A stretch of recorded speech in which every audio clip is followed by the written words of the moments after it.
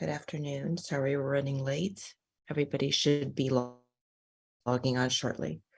Am I coming through okay? Yes, you are. Thank you, Rudy.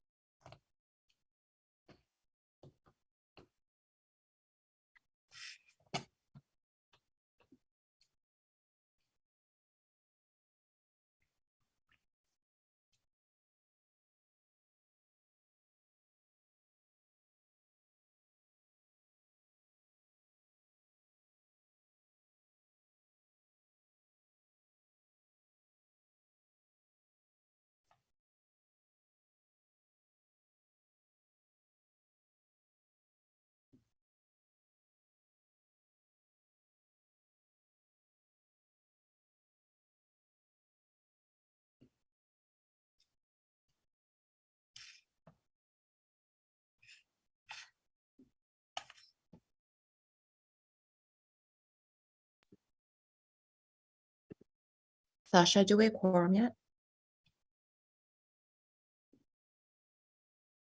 I see Trustee Withrow. Yes, you do. Okay, wonderful. Let us then begin. Is the Chancellor in the room? Not yet. Okay, why don't we wait for her? And just let me know when she's in case I missed her. In You case got I it. miss her tile.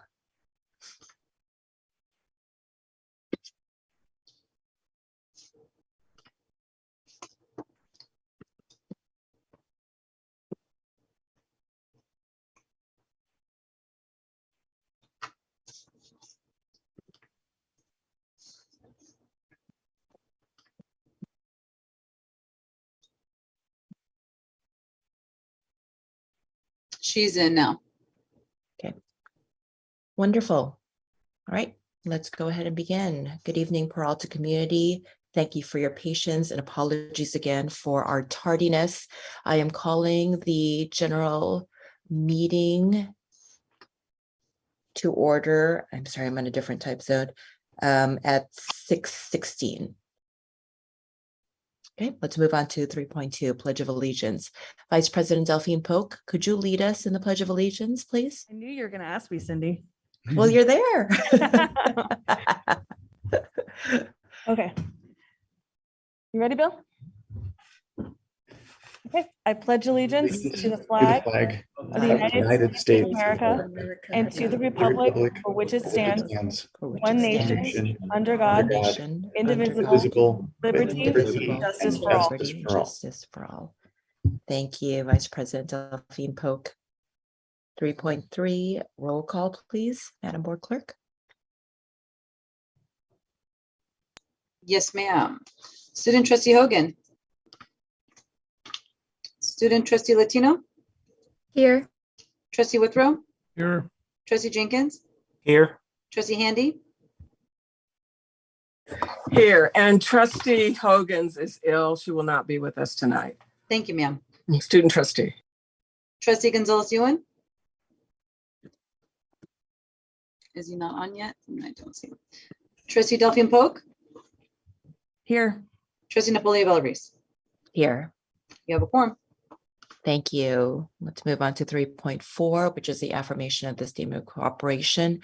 As you all know, the Peralta Board has adopted a statement of cooperation that codifies our commitment to set the bar for excellence in governance and community college leadership and to lead by example for all our Peralta colleges. The full statement of cooperation is attached, but in summary, we have committed to three things. Number one, build trust and seek to understand each other. Number two, to be prepared and follow good governance and ethical protocols. And number three, model the behavior we want others to exhibit. Let's move on to 3.5, report of action taken in closed session. Vice President Delphine Polk, do we have anything Sasha, to report out? We don't have anything to report out, do we, Sasha? That is correct. No report Okay. out. No report out. Thank you. Okay, thank you. 3.6, approval of the agenda. May I have a motion? So moved. Thank you. Vice President Delphine Polk, may I have a second? Second from Trustee Withrow. Thank you. Trustee Withrow, roll call. Comment. Yes, go ahead, trustee I'd like to Jenkins. pull 7.3 from the consent calendar. Okay, 7.3. Anything else? That's it. Anything else? Anyone else? Okay. Just 7.3 from the calendar. Okay, roll call then. Student trustee Latino, Yes. trustee Withrow,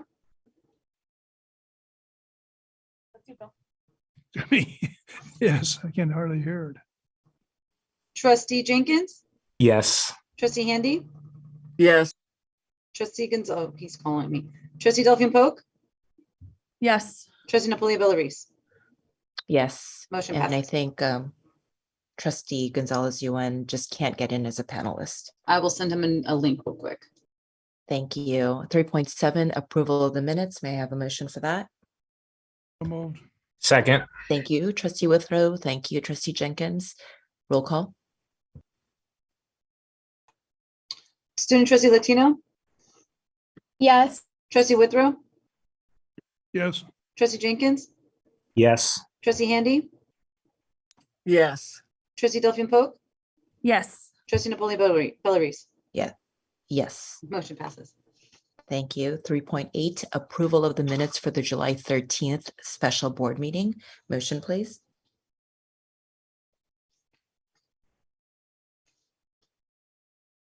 So May I have a moved. motion? Thank you, trustee Jenkins. Second. Second. Thank you, Vice President Delphine Polk. Roll call. Student trustee Latino, Yes. trustee Withrow, Yes. trustee Handy, Yes. trustee Jenkins, Yes.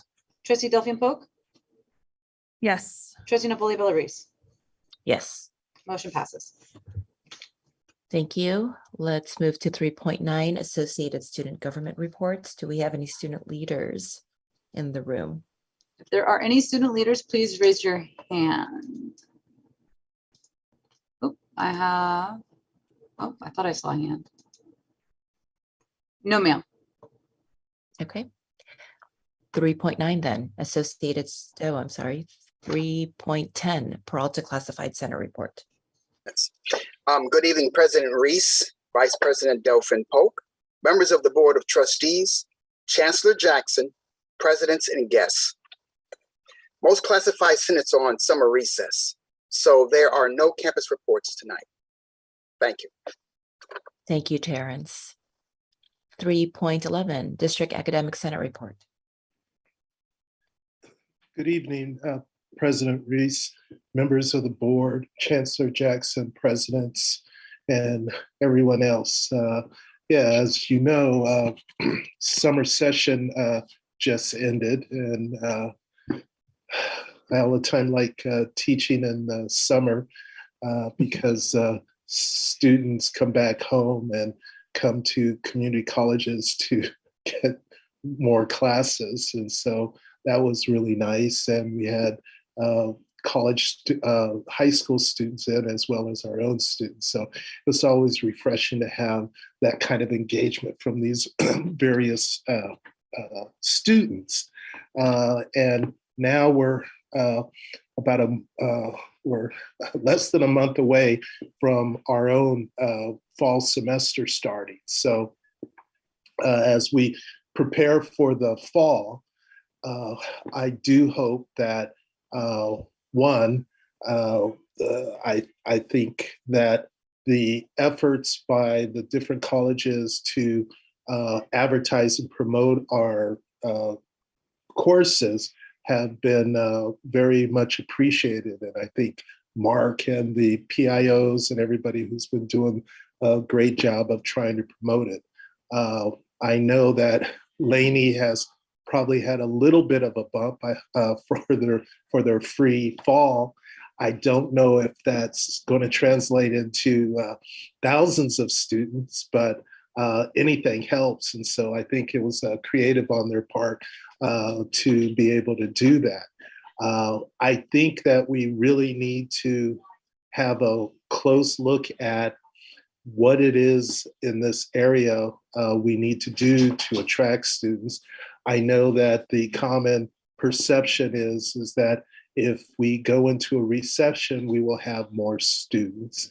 I don't necessarily know under these pandemic situations, will that necessarily hold? And unless we do focus groups and do surveys that are really digging at what students want to see, my concern is that the numbers that we continue to see as going down will continue to go down. As I looked at the fall, what was particularly troubling was the fact that we've always been able to get our current students signing up for classes at a relatively good number in the May-June time period. And when that falls off by a quarter or maybe a third, that doesn't bode well for the summer. And much appreciated, again, that Laney was trying to do something about that. But as we go into August and the 2 to 3 weeks beforehand, we've been getting relatively lighter bumps of students all of a sudden realizing that they have to come to school, to go sign up for classes.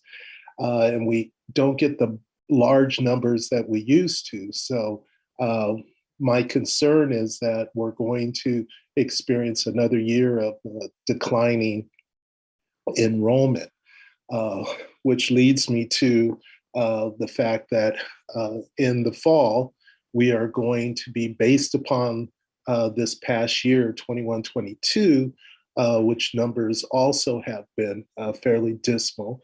We're going to go through another estimation of our FTF needs for next year. And my hope is that we get good participation in that discussion and that we have a very forthright discussion, a very public discussion all around, because as we continue to cut courses and our FTF, it doesn't look like this spiral is going to stop anytime soon. The other issue that I wanted to raise is that we really need to look at our idea, which is when we look at diversity, inclusion, we need to look at all of our different aspects of what we do for our students and how we do it. And the area that I continue to raise concerns about is our faculty ranks, how diversified our faculty ranks are. We're basically going to be bringing on 11 new faculty, if not this fall, then by springtime.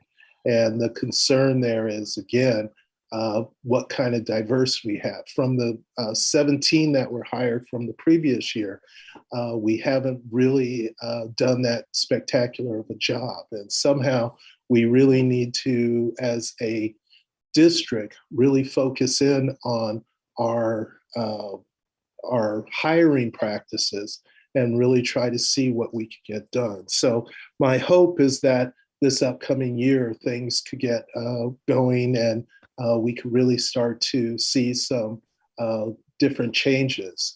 My hope is that we work cooperatively with the administration and really try to get at how do we turn our enrollment numbers around. So I welcome the engagement from all, and that on August 13th, which is a Wednesday, we are having our Senate plenary from about 8:30 to about 3 o'clock. And I am going to invite everybody to come and participate and have some discussions around these various topics. So thank you very much. Thank you, Donald. Let's move on to 3.12, public communication.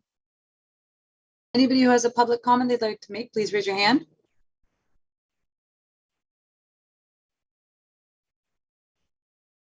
I have a Barry Mcgrath I'm going to move over.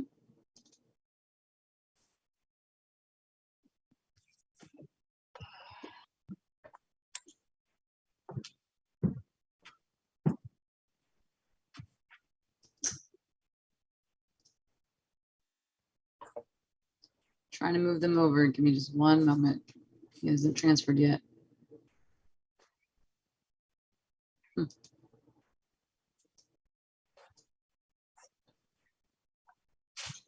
Barry, for some reason, I can't move you over. I'm just going to allow you to talk, okay? As an attendee. Can you hear me? Oh, there he is.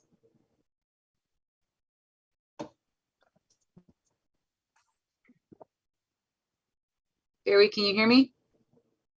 All right. How about now? Yes. Okay, thanks.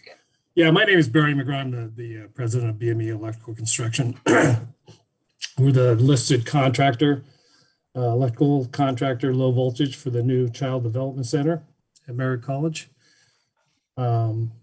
We are a small local business enterprise with the district. We follow all the requirements for local employment, apprenticeship, and so I'm calling in support of the new Child Development Center project at Merritt College. Thank you, Barry. I'm going to try to move over Eddie Dillard.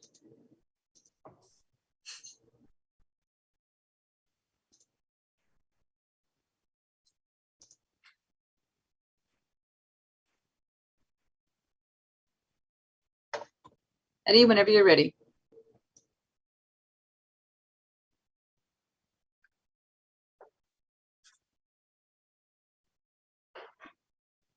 Can you hear me? Yes. Yes, we can. Good, thank you. To the Peralta board, I'm Eddie Dillard. I'm with the NAACP Labor and Industry Committee, and Wickman Development asked me to help them fulfill their obligation to include local and minority businesses on their project. When I first got engaged, they had 8% participation. As we speak now, their participation is 21%, with a commitment to include the other 4% as the project goes along. They have included local and minority contractors in their project. I believe that this project is not only good for Peralta, I believe it's good for Oakland. I believe it's good for Peralta students. I believe it's good for the community. The jobs that it'll provide, the quality of life that it will improve, speaks volumes of the commitment that Wickman Development has to provide Peralta with a quality facility. I strongly urge you to approve this award and be able to show the community that Peralta is not only interested in providing quality education, but it's also interested in providing high quality facilities. To try to move over Bindu Griffin.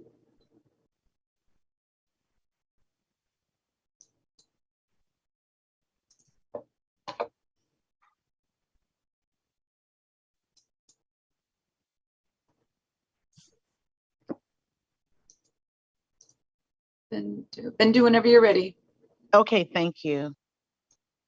Good evening to the Peralta College Board of Directors, Director of Trustees. My name is Bindu Griffin, and I run a small woman-owned business in Alameda County. I mean, in a SLAB. I'm a certified SLAB, and we are a subconsultant to Wickman on this project. We too have been tasked with helping Wickman to fulfill its obligation to SLAB contractors. Wickman identified 36 different scopes of work, all the way from some general conditions, all the way to a little bit of underground utilities. We have spent every moment, hours, scouring slabs and potential slabs within the Peralta School District. I will have to say Wickman has gone above and beyond. They've given us one of our largest contracts that we've ever had. And that contract, it's a lot of work, believe you me. And it's not just talk. Wickman walks the walk. He has met with many, many, many SLEB and potential SLEB contractors, from African American to Hispanic to all of the different various minorities. And Wickman is definitely committed. It's not often that you see a prime contractor go from that level of participation all the way up. So we just really want to recommend this company to you all and to ask you to please award this contract, because like Ed says, local contractors mean local employees, local workers, local participation. Thank you for allowing me this chance to speak, and I'm grateful to Wickman for this opportunity. Thank you. Thank you, Bindu. And then we have Ian Choi. Whenever you're ready. Hi, my name is Ian. I am part of Cal Pacific Systems, the listed plumbers with Wickman Development for the Merritt College child care project.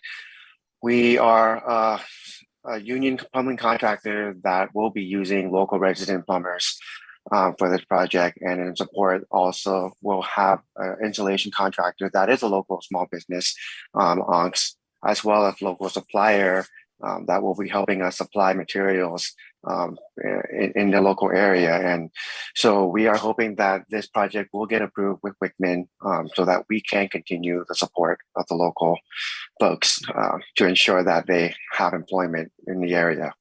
Thank you. Thank you, Ian. That is all the public comments we have for tonight. Great, thank you. Let's go to 3.13, Chancellor's reports. Good evening, Board of Trustees, community members, and colleagues.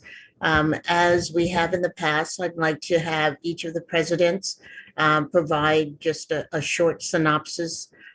They've all provided written reports to you, but I'd like for them to just give you some highlights that they may want to bring forward at this time. And I'm going to start with President Vesikoff at Laney College, to be followed by Merritt College, and then College of Alameda.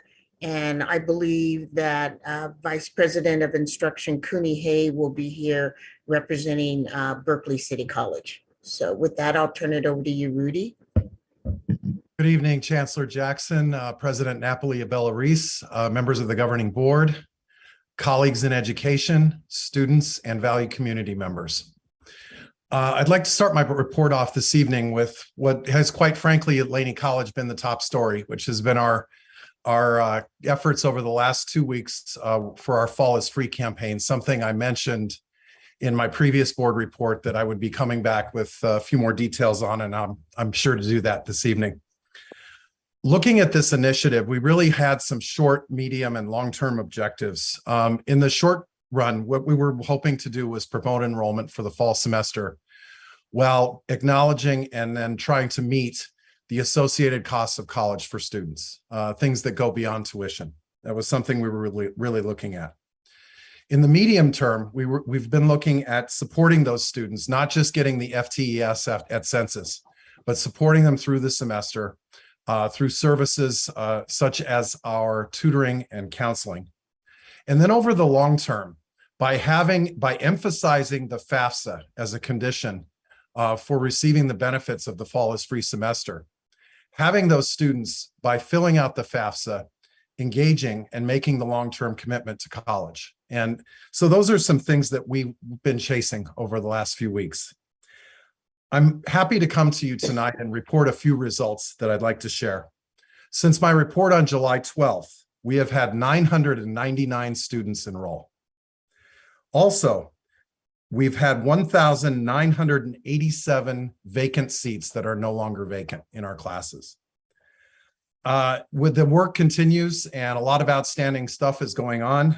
Just to give you something hot off the press, our Public Information Officer Lorena Baldazzo launched an ad on YouTube. And in the first 12 hours, there were 8,500, I guess the word I use, I know this is old for internet, but hits to that ad, and which was outstanding. But what was even greater was that as I saw the numbers and I saw the time spent looking at the ads, the average person spent 14 seconds looking at those ads, and they were 15-second ads. Now, if you think about it and you watch YouTube, if you're anything like me, as soon as you see that ad, you wait for the skip ad button, which comes 5 seconds usually, after 5 seconds. On average, we had people staying on the line and seeing our ads for a total of 14 seconds, which I think was great. And that means that they were hearing about the tuition we were offering, as well as the services and opportunities with this fall. In your board report this evening, you have a really nice summary of all the media coverage that has happened with this, and that does not happen without the work and collaboration of a number of individuals. Along the way, this effort has been a collaboration with the district and communication with the other 3 colleges. And I see Mark Johnson on the line tonight, who helped us a great deal in assisting Eleni Gastis and Lorena Baldazzo with the press release that went out. And most recently, we had a team appear on KTVU live and talk about Fall is Free. And what was truly great about this is that we've now have people, just as at the CTE open house, we had students talking about pathways and areas of interest and having that as part of their vocabulary. The media was talking about the FAFSA like it was second nature to them.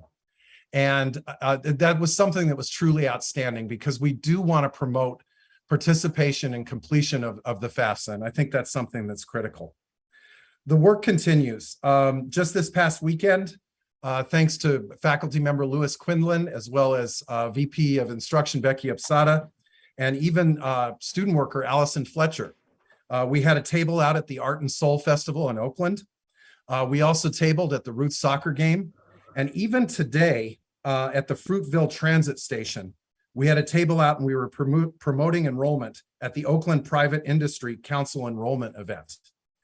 We're really bringing it. We're doing everything we can to promote fall and really work hard. And we recognize that for Peralta students, going back to a couple years ago and the data we have, we realize that somewhere around 4 in 10 students attend more than one Peralta institution. And we realize that we're all in this together. Like I said, the work continues. One of the things we will be doing at Laney College on our campus is the Ask Me tables, which come out the first week of class, where we have tables out on campus to greet people who are coming. We're rolling that back, and starting next week, we're going to have those Ask Me tables 3 weeks ahead of the start of class out to greet the community, especially as we believe more of our face-to-face students will begin to start to engage in the process of registration. And so with all of that, I just wanted to share a lot of the work that we've done so far, but we also are cognizant that the work continues, and we're grateful for the support and with the collaboration we've had so far. Speaking of support and collaboration, I also wanted to highlight a great thing that happened on July 7th. We had 5 members of our Laney community go to the Oakland Chinatown Chamber of Commerce, and 2 things took place. Number one, there was a meeting with Chamber of Commerce leadership, particularly Carl Chan and Jessica Chen, about ways that Laney College can continue to its collaboration that already exists with the Oakland Chinatown Chamber. In addition to that, we also, again, I guess this is the season for having tables. We had a table actually in the Oakland Chinatown Square, and we're promoting our fall semester for our students. So these are truly the highlights that are going on right now at Laney College. And as the president, I would just like to say thank you to all who have contributed to our work to date. And with that, I'll conclude my report this evening.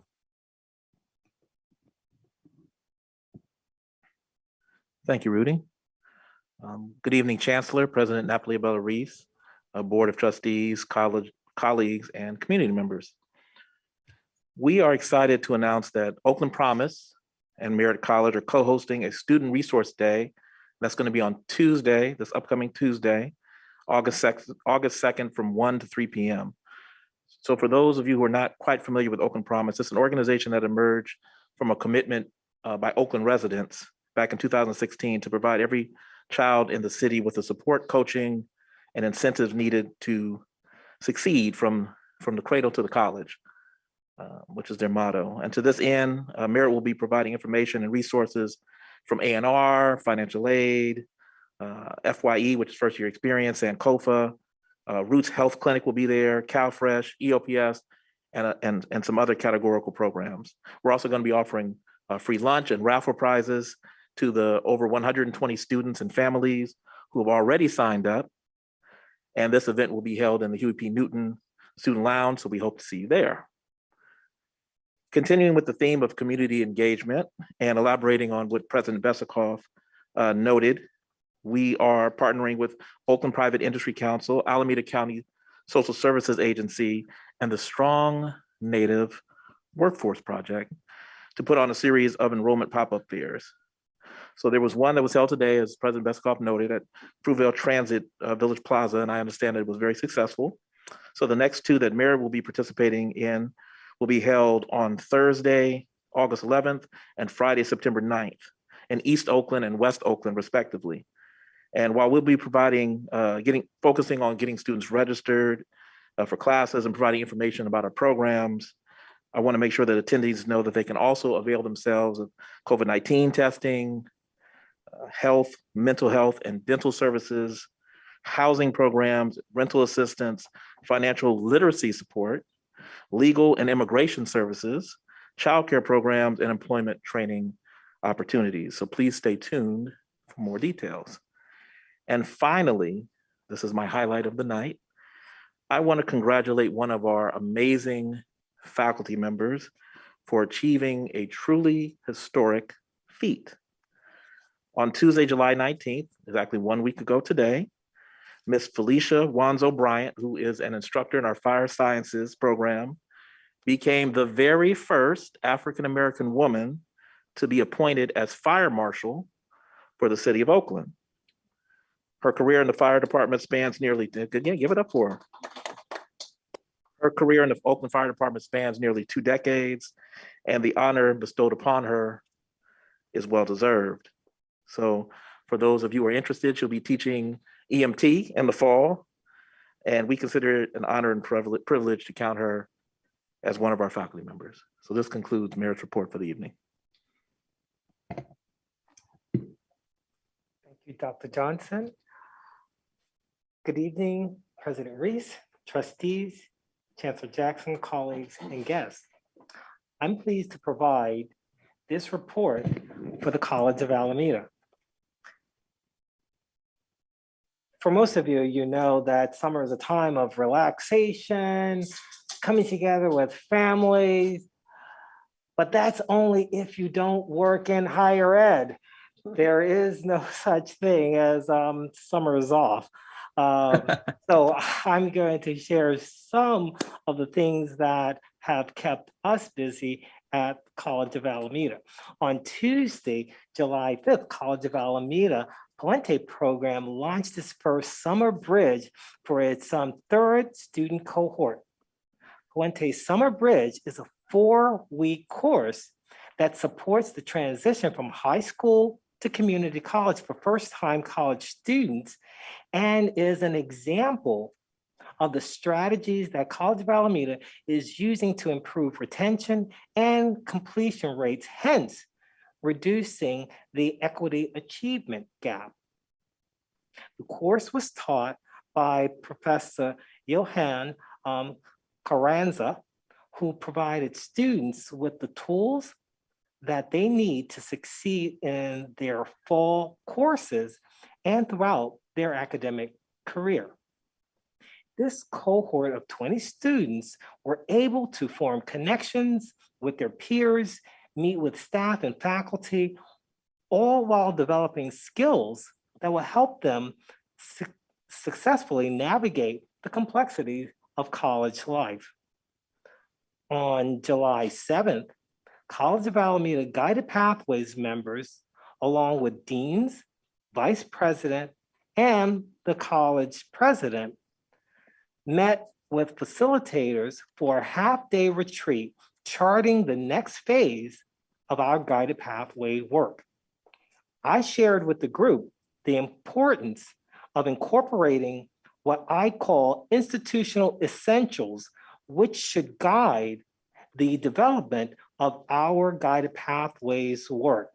These include equitable student success, community connection, sustainability of resources, fostering a welcoming and inclusive campus climate and culture, and lastly, fostering continuous quality improvement in the work that we do to support guided pathways. The retreat was facilitated by Catherine Bergman and Dr. Monique Green. Catherine Bergman serves as our Guided Pathway Regional Coordinator for the San Francisco Bay Area with the Foundation for California Community Colleges. Dr. Green has extensive experience designing engagement centers and student success team at Riverside City College, where she served as the Guided Pathways Coordinators for many years and is a tenured counseling faculty member. We had rich discussion around what's needed to define the specific structure and processes that need to be adopted and/or put in place to move forward with guided pathways implementation so that we ensure the successful transitioning of the institution to adopt the needed institutional changes that are going to ensure that each and every student is successful upon entering the college. Lastly, the College of Alameda Career and Employment Center, in partnership with the Alameda County Social Services Agency, the Alameda County Workforce Development Board, and the Oakland Housing Authority, co-hosted a job fair at our own campus on July the 13th. The event took place in our new liberal arts building.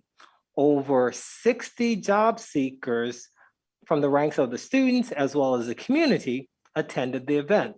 This was the first on-campus job fair since the pandemic began in 2020, and it was the largest campus job fair in over 4 years. 12 employers were represented at the job fair, and they included our own Peralta Community College District HR department promoting our job openings, reflecting the fact that we are a dominant employer in the region. So I'd like to thank Director Stephanie Bradshaw and her team for all their great work, as well as our CalWorks and EOPS team and our custodial staff for all the assistance that they provided to make this a truly successful and special event. That ends my report. Thank you for your time and consideration.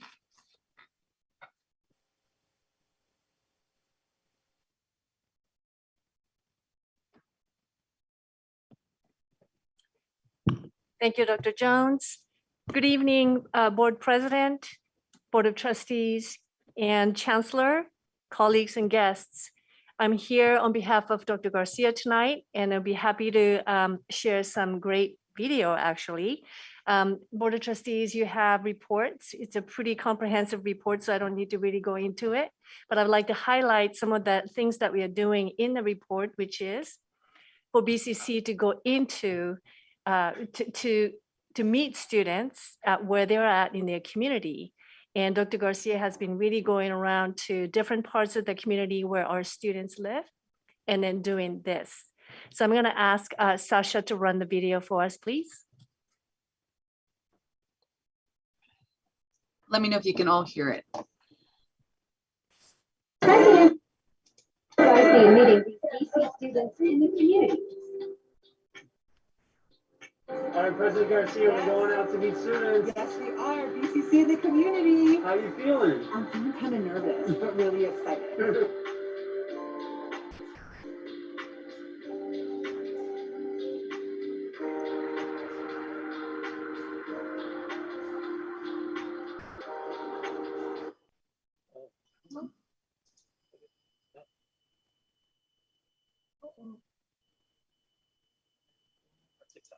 I know. I don't know what happened to the video.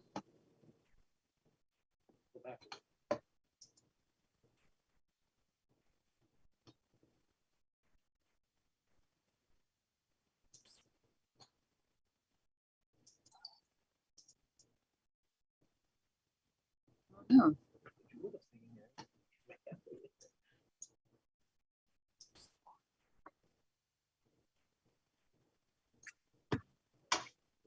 Cooney, can you explain what's going on? I think I know, but the board may not be aware. I think that at the last meeting, President Garcia talked about the new program of going out and visiting with students, but because we're having these technical difficulties, can you just kind of curate it for us? Of course. And I'm so sorry that it didn't work out. It's a really warm and a nice video where students really are being welcomed by Dr. Garcia going into their neighborhood and then really seeing where they live, and then really us going into students' world and then really understanding what we really need to provide. That's really the outreach, spirit of the outreach that we are trying to promote.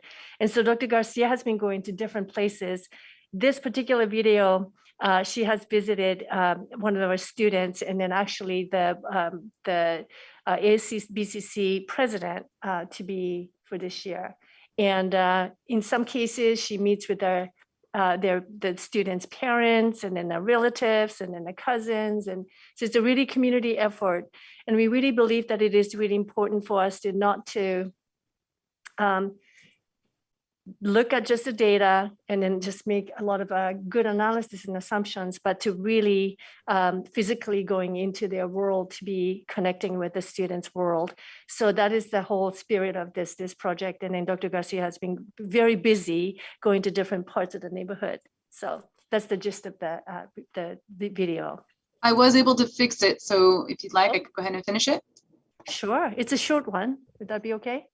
All right. I just started it from where we left off, so I will back up just a little bit.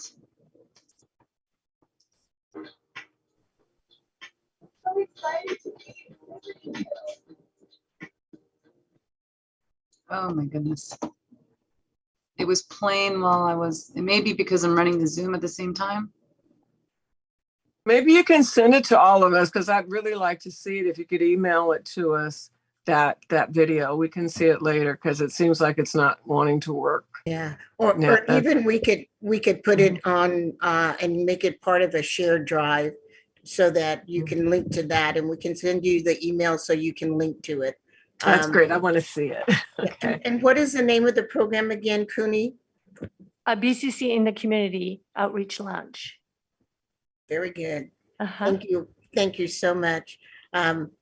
As everyone can see, our presidents are actively involved in trying to increase our enrollment, as was indicated by our district academic senate president. We are taking a hands-on approach to that. And later on in the meeting, you will hear what the district is doing in terms of marketing and outreach by our executive director of marketing and public relations and communication. So thank you, presidents, for those presentations. I'll turn it back over to our board chair. Thank you, Chancellor, and thank you, presidents, as well as Vice President Kunihe for your reports. Just know that every time we find out what's happening at the colleges, it is the highlight of our meeting. So excited that the fall semester is starting, excited to have all the students back, and excited to hear more about what's going to be happening 22-23. Very excited. All righty, let's move on to 4.1, review of board goals for 2022-2023. Chancellor Jackson. Thank you, President Reese. This is just an informational item. As you know, the board each year looks at its annual goals in a retreat. We have a mid-year check-in, which we conducted in January. And then we have a retreat in the spring, summer timeframe. And at our last retreat, We went over where the board felt it was in terms of meeting the goals that were established, and not just their own personal goals as they looked at that, but what goals did we as a district achieve, which is the 4 campuses as well as the district service center. Based upon that information, the board goes through and determines if that goal has been met and whether we should either keep it on as a goal for the following year, or if it's a goal that really is perennial and should always be part of that. And so the items that are presented in the board packet that is also online in board docs is a new 22-23 board goals. They reflect the discussion that the board has had in terms of where we are as a district. There are specific action items that have been identified, and we as a district will take that information. I'll review it with the presidents and also our expanded cabinet, and then we will populate our calendar for next year based upon feedback that we need to provide to the board as benchmarks of either meeting the goal, not meeting the goal, concerns, issues, so that we can make the appropriate action that best represents what we want for our students and their future success. So the board goals are presented for review.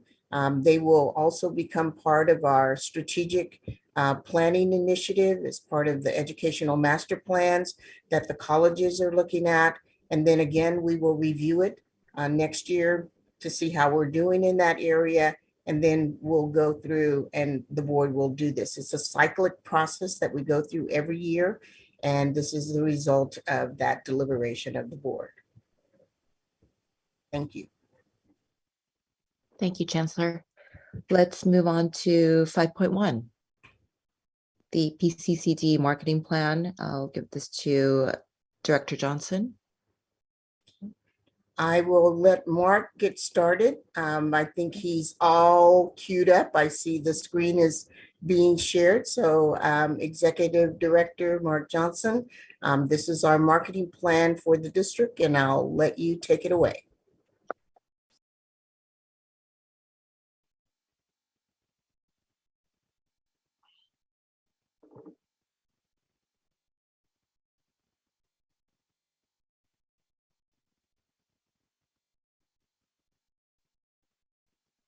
I have it up, Mark, if you'd like me to do it for you.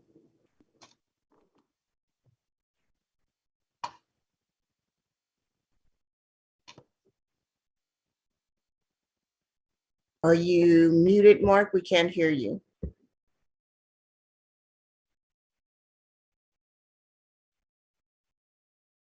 Do you want me to share my screen?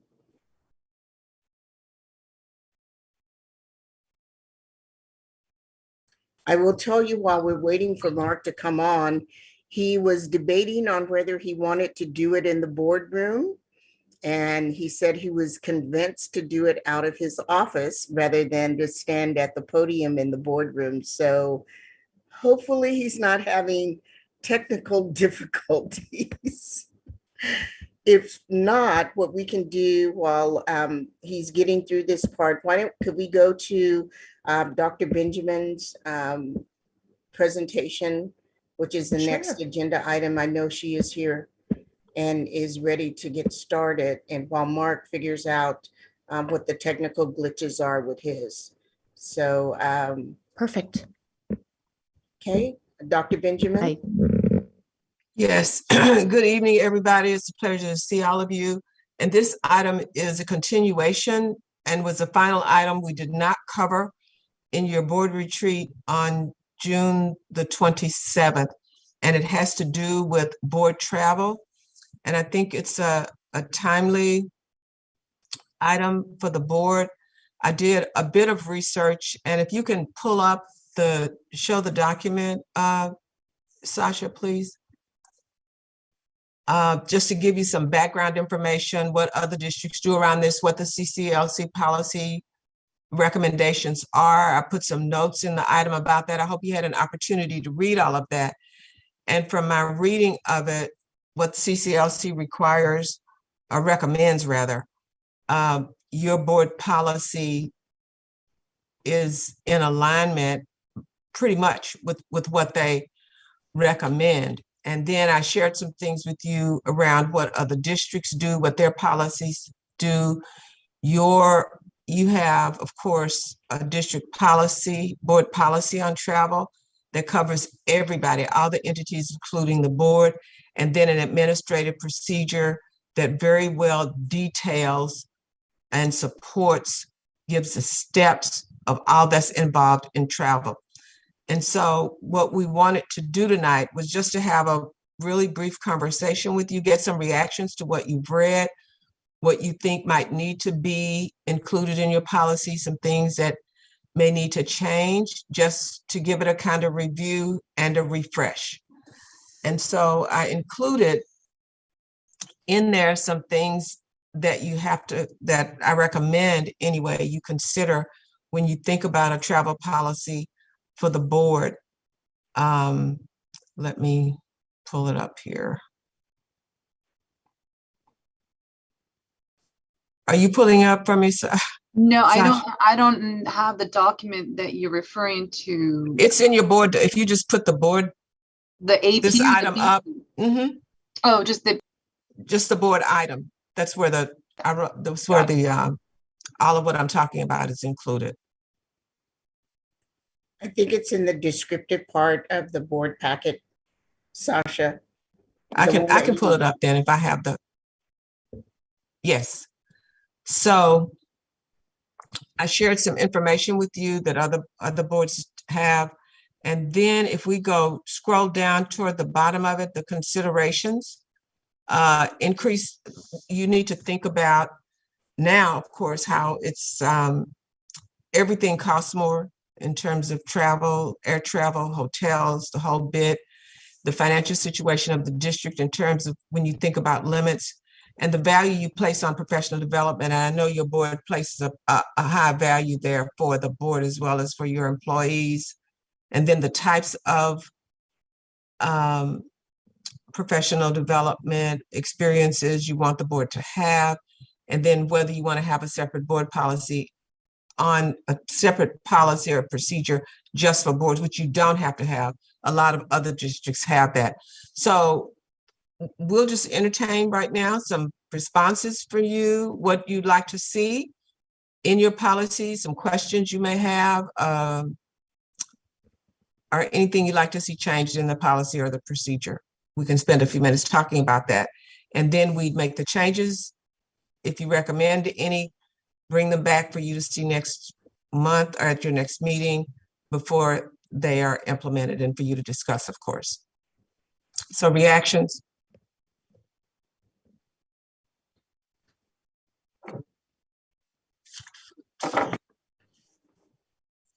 If not, Dr. Jackson, I have a couple. I see the board president's hand raised. Yes, if you, as I look at the board documents and how you laid out what one of the districts or a couple of the districts have done in terms of the allocation, I'm sorry, I have several windows open and I can't quite get to it. If we can go back to, sorry, let me get back to that. Yes, thank you, Sasha. If you could do that, that would be great. Okay. I find that interesting. So number one, in 2 of the college districts, if you go a little bit further down, just a sampling of the policies and procedures. In 2 of the sample districts, the board adopts a fixed budget annually as part of the budget process. I think at least for me, what seems to be missing is just a fixed amount in terms of the budget. I totally agree. I think, and as others do agree, that professional development is in fact an incredible part of what we all need to do as trustees. I think for clarity going forward for trustees coming along,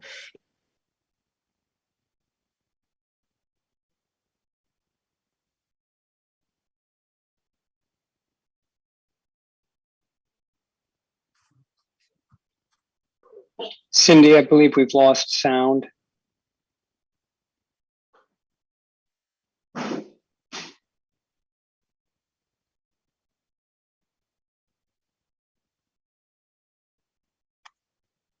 that seems to be going around. President Reese, I don't think anybody can hear you right now.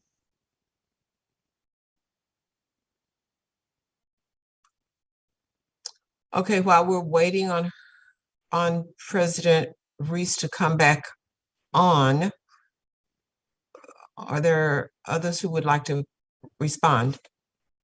I would. Okay. Okay. Thank you for the backup work. I'm not sure if this was in the, I think it was 8 pages, a document we had on what other colleges were doing. This was possibly included in that. It was thorough. I read through it all and I didn't find anything, putting anything new on there. I think that for us, the reality is, there needs to be a set amount that's known to people. We didn't know that the amount had been increased. There's a lot of fake news saying that people were using each other's budgets and stuff. And every time that's been investigated, that's never came out to be accurate. I don't particularly care for a 10-year comparison because 10 years ago, we were not a member of ACCT for a good reason. And so we were basically boycotting it for a while because we felt that we couldn't afford to attend a conference because of what was happening with the state tape acts at the time. And they didn't agree to return the money. So for a while, so that would show why we maybe had less in years ago. But I've noticed that conference costs have gone up, sometimes double and tripled. So that still only comes down to about 2 to 3 conferences. But I think it's important that as part of our as our benefit, we were told we had a budget of a set amount. And when we decided that we really wanted to have more representation in the professional conferences, the discussion had happened to increase that amount. I wasn't aware that it had been increased, but Nikki and someone else told me that it was. And I was glad to see that because I knew that it was really important for the district to make a commitment so that we could attend CCLC and ACCT. And I have to say, our board has done great. I've served on the national board and Meredith Brown on the diversity. We've done some important roles there. I've served on a lot of capacity on the CCLC and even been a presenter. So I think it's important. What I would like to see, especially since I'm leaving, I would like to see more of our board members engaging in these professional organizations. And I think that there's adequate compensation for that to happen. So thank you for clarifying what others are doing and things that we may need to do to make it clearer for people to understand it. But I think that we are on the right track. Nobody wants to go to Washington in February and log 19,000 steps walking, when it's 20 degrees. But Trustee Withrow and Trustee Brown and I did it. And I never wanted to go. Trustee Brown made me go. But we brought back millions of dollars for the aviation building that's going on now. We brought back millions of dollars for diesel programs. And our lobbyists have said that they want to see us. They don't want to see the lobbyists. So it's very important that we make those trips. And I would just say that I want to see more participation in the trainings that CCLC does by my colleagues, even though people are working and I know it's difficult. But I think we have an allocation for that. I think we have sufficient allocation for us to continue to do those things. So Trustee Handy, you're supporting adopting a set amount annually. And it happens, my understanding is that happens automatically because when they're building the budget in the spring for the next year, they have to put an amount in there for board professional development or whatever the line item is. I don't know that you always know what it is as a board, right? But that does happen. And it's whether or not you want to make that public. And I don't think it's stated. Some of the districts have in their policy, it says that the Vice Chancellor for Administrative Services or whoever is responsible for finance will establish a set amount annually. And you don't have, that wording is not in your policy. I think it just happens. So that might be something. I think it's important that we know, because like I said, I did not know that we had actually had that increase put in there. I thought we were still at 5,000. And I thought this is crazy, because for me, it's been 20 years at the same amount. Okay. So just to be informed about it, I think it is a great idea. But I think I was glad to see that we're pretty much on target with everyone else. Yes. On this. Yeah. And nothing extraordinary there. Trustee Jenkins, and then I see Trustee Gonzalez in. Thank you, Dr. Benjamin. I want to speak as one of the newer trustees. So coming into Peralta, there's no handbook on how to be a trustee, and the little training that Deanna and I got wasn't great, and it didn't really help us become trustees. I think Trustee Gonzalez UN really helped us out and looked after us and asked us if we needed anything. Trustee Handy has been invaluable, but going to these conferences really helps me look at my job from a different perspective. And I want to highlight the importance of this personal development. And we have, maybe in the next 5 months, we might have 4 new trustees on this board. And that's a majority of the board and the ability to sync this district. So I want to ensure that they are able to get the proper training that they need to do the job that they need to do to keep this district moving forward. And I just want to highlight that. Okay, thank you very much. Yes, Trustee Gonzalez, Jan. Just for a little background, I think, Trustee Handy has been on this board longer than anybody else, and then Trustees Withrow and myself. When I came onto the board, gosh, what is that, Bill? 18 years ago?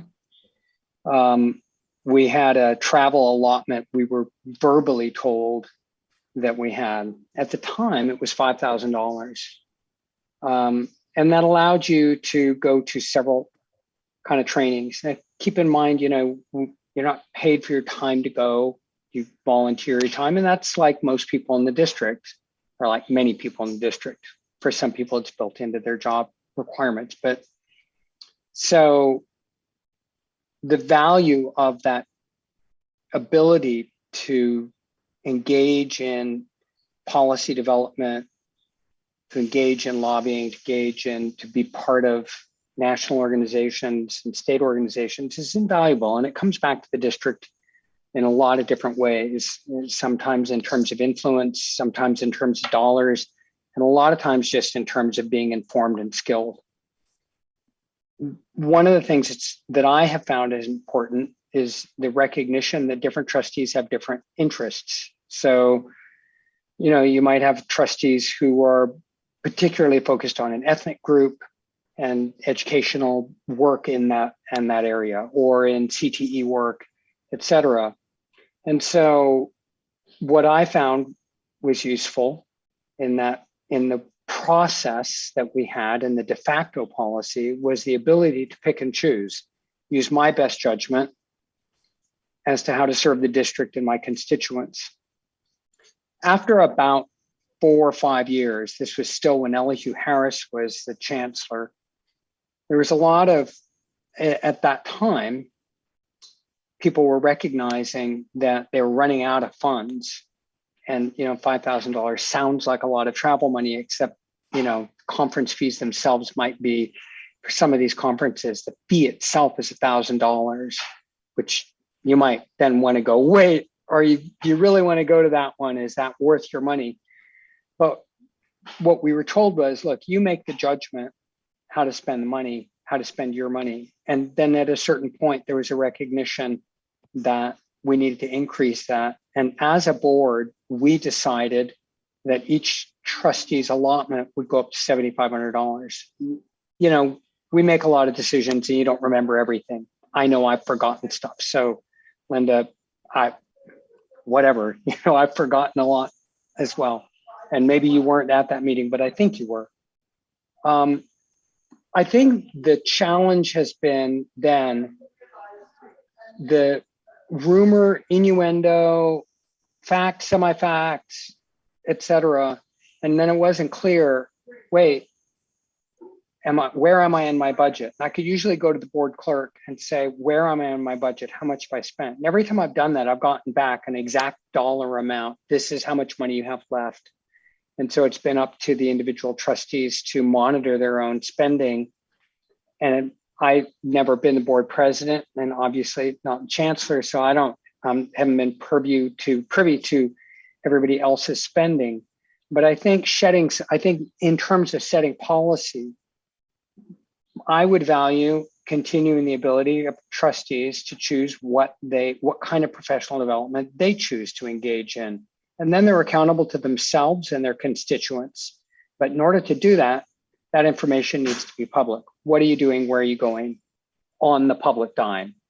So when we're spending money on the public dime, I think as a matter of good governance, it's useful to have that as public information that's easily accessible. And then there's no rumor, there's no speculation. It's like, all right, Trustee Handy went to Congressional Black Caucus. And then everybody can say, yes, and she can brag about that because that's took a pretty 16 students for 14 years. Yes.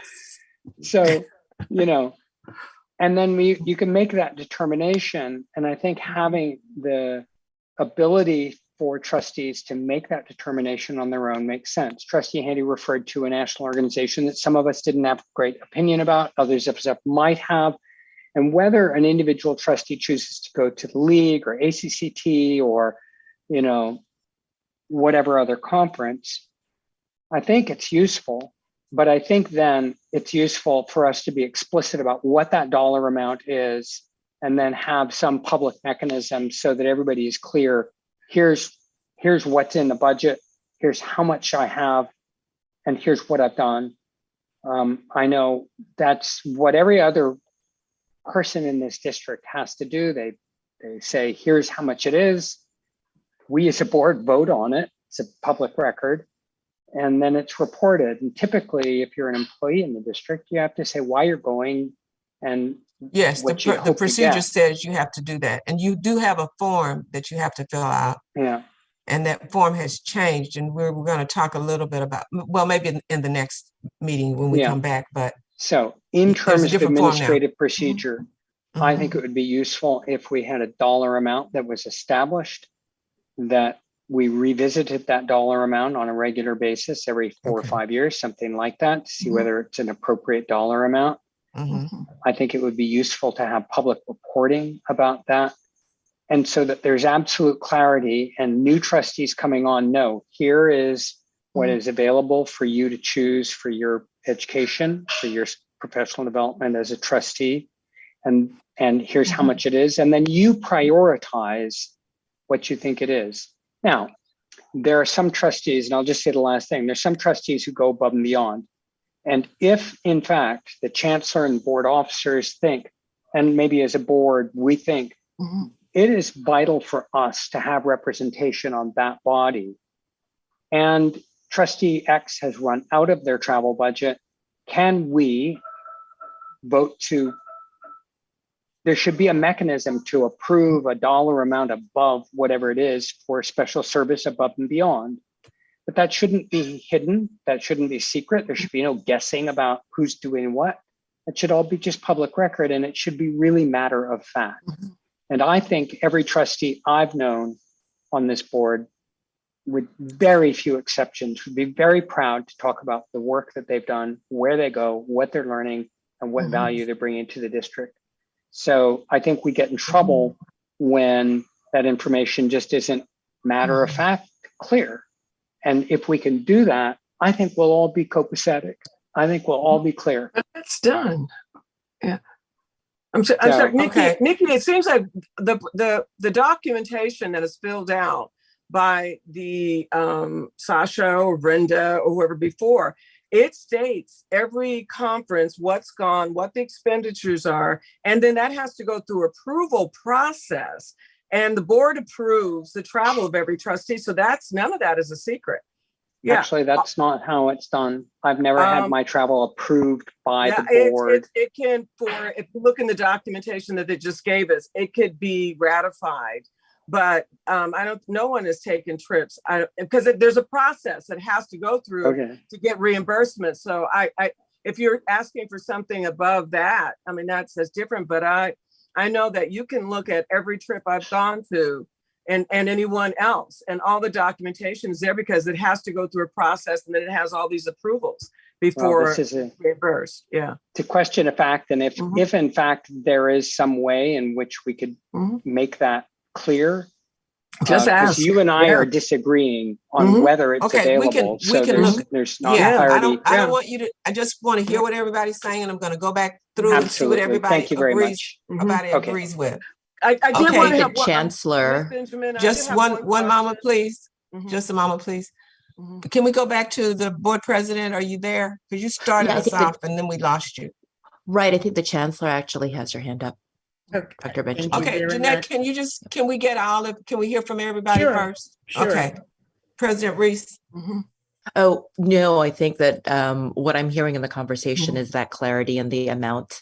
I think also mechanisms and the processes. I think that kind of specificity is important in the policy because if people have a disagreement as to what is a mechanism or what is a process or not, I think that for me is clearly that's not clear enough. Okay. So that is the kind of specificity and clarity that really needs to be delineated more so. Okay. Trustee Handy, we're back to you. Yeah, just real quickly. One thing that I really think that is missing is that when we go to these conferences, there's a wealth of information. There needs to be a mechanism for us to share. Now, I have attended 2 CASB conferences, the most exceptional implicit bias training I've ever encountered. And I'm a racial dialogue facilitator. Incredible, and put everybody at ease. Information we want to share with us, but I feel that all of our chancellors are so busy that we don't get an opportunity. I bring the brochures back, I want to share them, but there's not a mechanism where we can come back and put this information in their hand. Dr. Curry has given the most incredible presentations on stacking funding for concurrent enrollment. I am on that bandwagon. I want to work on concurrent enrollment after I leave the district, but there's no mechanism for me to share that. And I think that it's very important that we put that together so that when we come back from these conferences, this information goes somewhere so that we can know that the chancellor who didn't have any chancellor doesn't have an opportunity to go to those conferences gets to see that information and then follow up. I mean, there's information on CASB right now that could help us with our low enrollment. I mean, but I don't feel like I can ever get that through because of the busyness of everyone and all of what that. Some districts do that when trustees go to conferences, when they give their report the monthly report, they talk about the conference attendance, maybe 5 or so minutes, and that's how they share and can share outside of that, so people at least know what you experienced. And I think in your procedure, there is that kind of follow-up for regular employees. I got to read it one more time. I've read so many, I may have it mixed up with another one, but we could certainly put something like that. Any other comments from trustees? Okay, Dr. Jackson, sorry to cut you off, but just want you to hear about it first. Not at all. If everybody has provided their comment, I just wanted to endorse what I heard from several of the trustees that spoke. I think that we do have a policy. I'm glad that we're going back to review it. I don't think we've been following our policy. That is the concern that I have. And then I think that when we get to a point, I believe that you're right. We do put money aside. I have augmented those funds because we had expended the $5,000. So I did a budget transfer and put money in there because there wasn't enough to cover the cost. And so there is no mechanism for reporting that out or getting that information out. And I believe what you said, Trustee Ewing, is that there should be some kind of mechanism for that. It's not a secret. I don't think anyone on this board or any board that I've been on has gone to a conference for, so they could go shopping at Nordstrom. I've heard people say that. But when I've gone to conferences with this board, we meet each other in the hallway. We're sitting in the same sessions together sometimes. Sometimes we have to split up and say, you go to this one and I'll go to that one. We kibitz in the morning over breakfast and at lunch about what we're going to do. So I don't think that there's any misrepresentation of board members at conferences. I think what is at issue and what I think we're trying to resolve right now with the help of Dr. Benjamin is that we do follow our processes. And the only question that I have, and it's one that's come up sometimes, is if indeed we do allocations, which I think this board has been doing for a number of years. Right now it's a little over, I think we put in 57 in there. I'm not sure exactly what it is, but off the top of my head. But if indeed we say that is 5,000, I'll just use that since that number came up. If each board member has 5,000, it is up to the discretion of that board member what they feel is important for them. What happens at times is if there is an attendance at a session that is over the amount that has been allocated, that I think is something that needs to be defined by the board. It could be just like we do with traveling conference or out of state. It comes to the board votes on it. It could be part of consent. It could be an action item, however the board feels like it, but it should be above board. It should be transparent, and it should be aligned with what our policy is. And my recommendation would be not to create a separate policy just for the board, because the board falls under the same guidelines as our staff, but to maybe put a section in the AP that may be specific for the boards, because administrative procedures are really recommendations to the chancellor. And of course, I would go and abide by what the full board would want me to do in relation to how they would like to handle these issues. So I think that would resolve any confusion. And we just, if it's out of state, it should be at least 30 days ahead of time. I mean, we have those things for our staff. I think if the board follows those, there's no need to create a whole new separate policy and procedure just for board travel. I think it just needs some clarification, and whatever the board chooses at that point. Trustee Jenkins. Is it possible for us to get some clarity on what the number is? It doesn't have to. Yes, I'm going to try to go through it right now, just quickly, to see what the conclusions are and see if we have agreement on these things. And then Dr. Jackson and I can work on how to incorporate them into the administrative procedure. Now, her recommendation is that it goes into the administrative procedure. Is there any trustee who does not agree with that? Well, Dr. Whatever changes we make, that we just incorporate it into the current, because we want clarity. That's really clear. I'm hearing that from everybody. And accountability, it seems. Yes. Let me clarify my comments. Sorry. As far as the number, I mean, some of my colleagues have said 5 and some of my colleagues have said 7. Right. And so whatever that is, just so folks know. No, we're going to do that. Okay. All right. So I didn't hear any objection to placing whatever changes are recommended in the administrative procedure. That'll just be a simple thing to do. You already have a little section in that, and we can just expand on that part.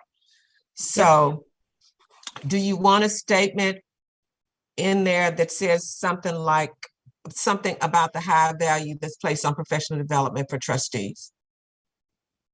Okay, no objection to that. I just wrote it. And the importance of it for what it brings back to the district is for your edification, but the district is also edified by your participation, that a trustee should choose its own activities. And one thing, I had talked about this with Dr. Jackson, one thing that can be done for you is that this time of year, you're starting a new calendar year, you're getting your allotment or whatever.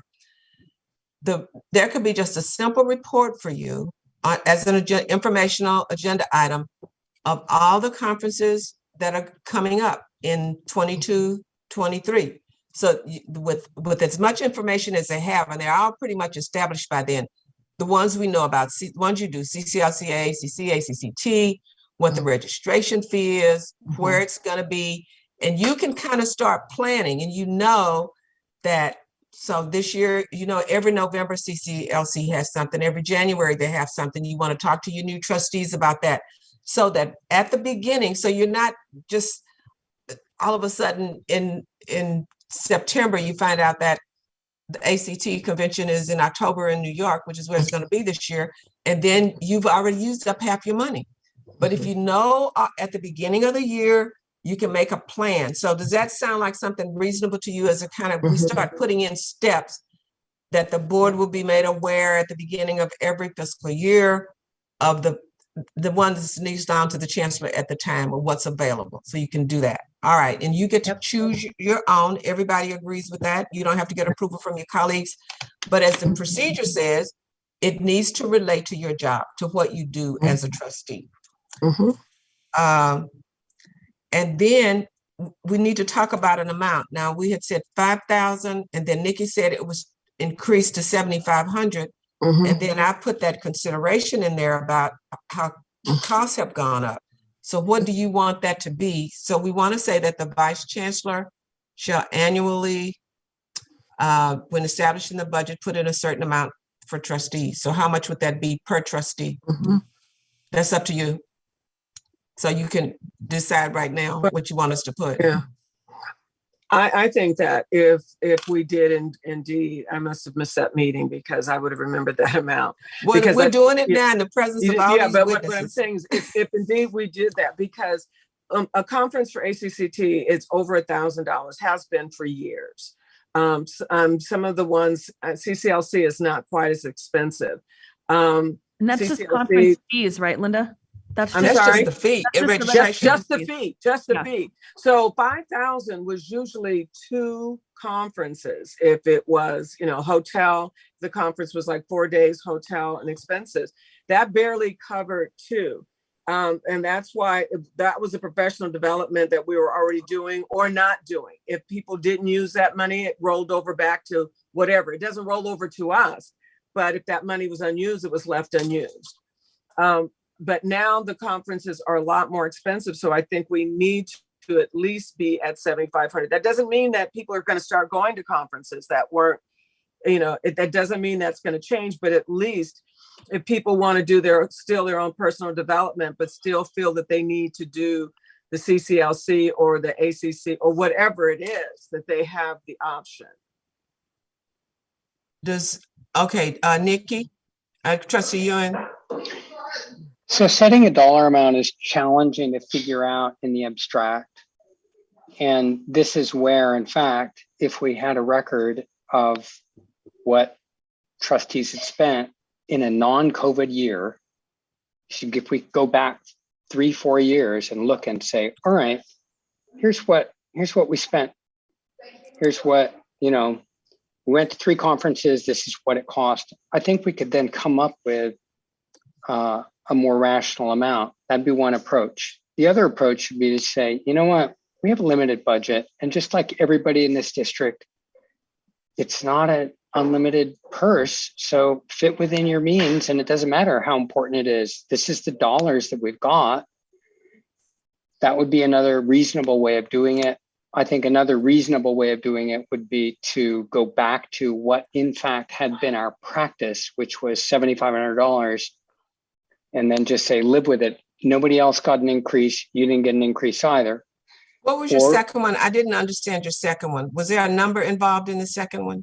Well, so if you could go and look and see what people had spent.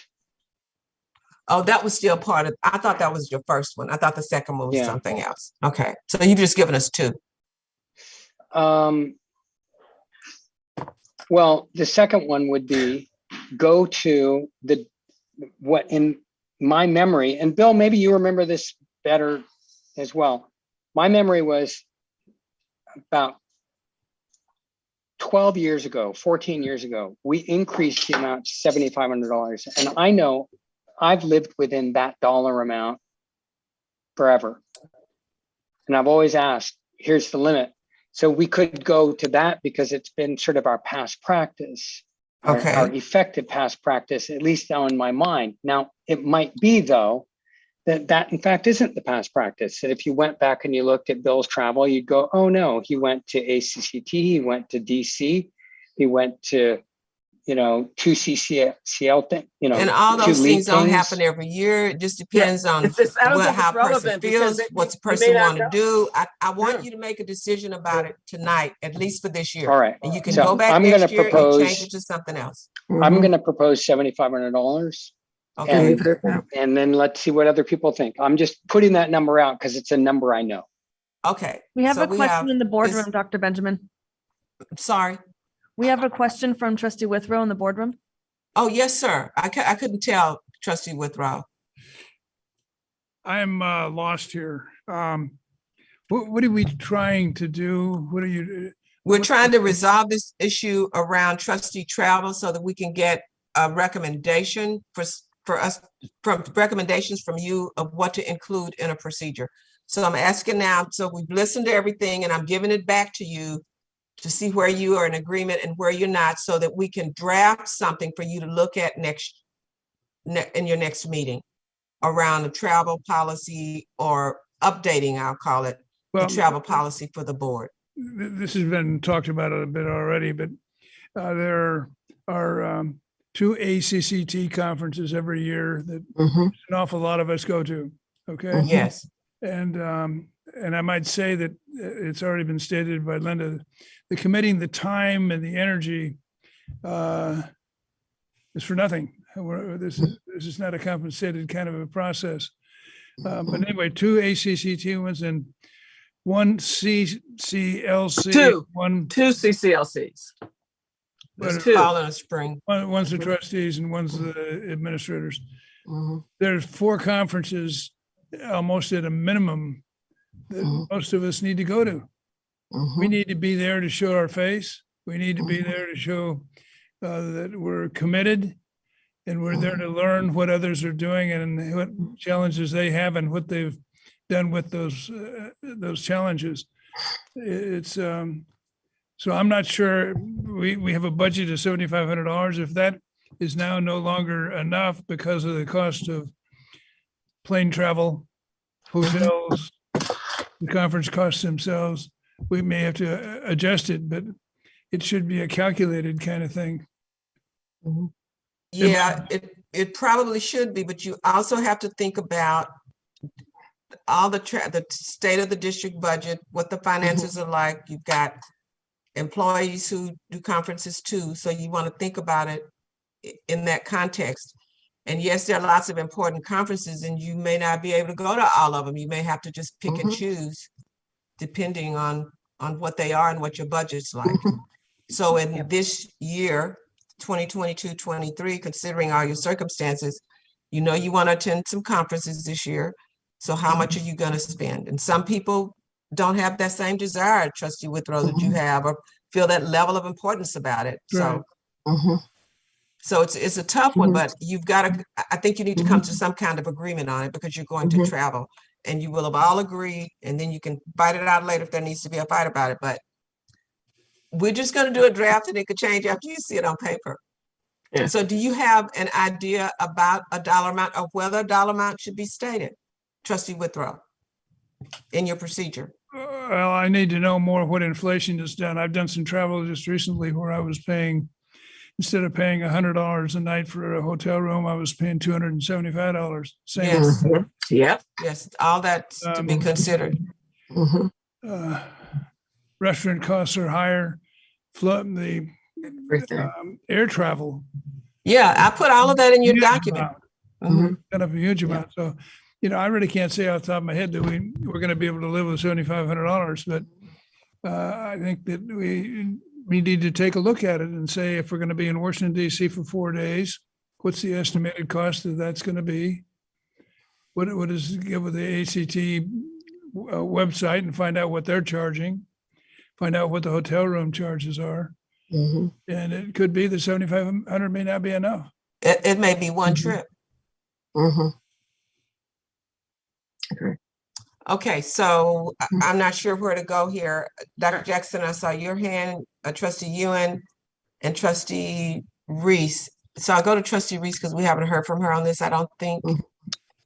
Yeah, I think actually I'm actually curious to hear what Trustee Gonzalez Ewan and Chancellor Jackson say, but I would, given what you had just said, Dr. Benjamin, in terms of these costs continue to come up, they go up, they continue to increase, they're going to be very expensive. So if we think about 4 conferences, that's going to be, from a budgetary district perspective, that's an incredible amount for the trustees to have as an allocation. And we really need to think about that as role models for the district, and also just in terms of our financial precariousness, the district, that is, the precariousness of the financial situation of the district going forward.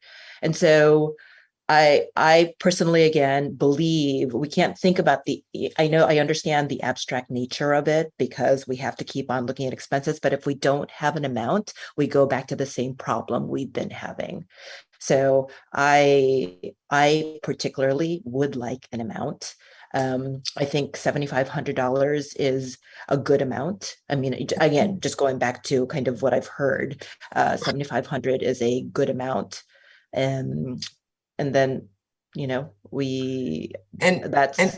why. Yeah, and Nikki has suggested, I made a note of this, and this was going to be the next thing if we settled on an amount, that if something comes up that's important, the person needs to exceed, then there needs to be a process for that when you exceed, a request process through the chancellor or through the board president or something, so that's open, and that gives you the opportunity to do more, but at least you start out with that amount, and if you exceed it, then there's that provision. So I'm going to go to Dr. Jackson and then Dr. Ewan and then Trustee Handy. Okay, I just took down some numbers.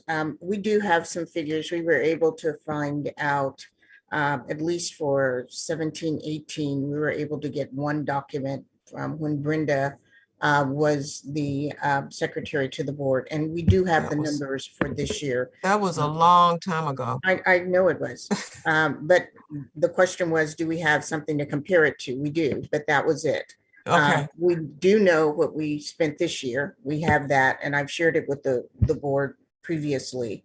I know that ACCT is having their national conference in New York.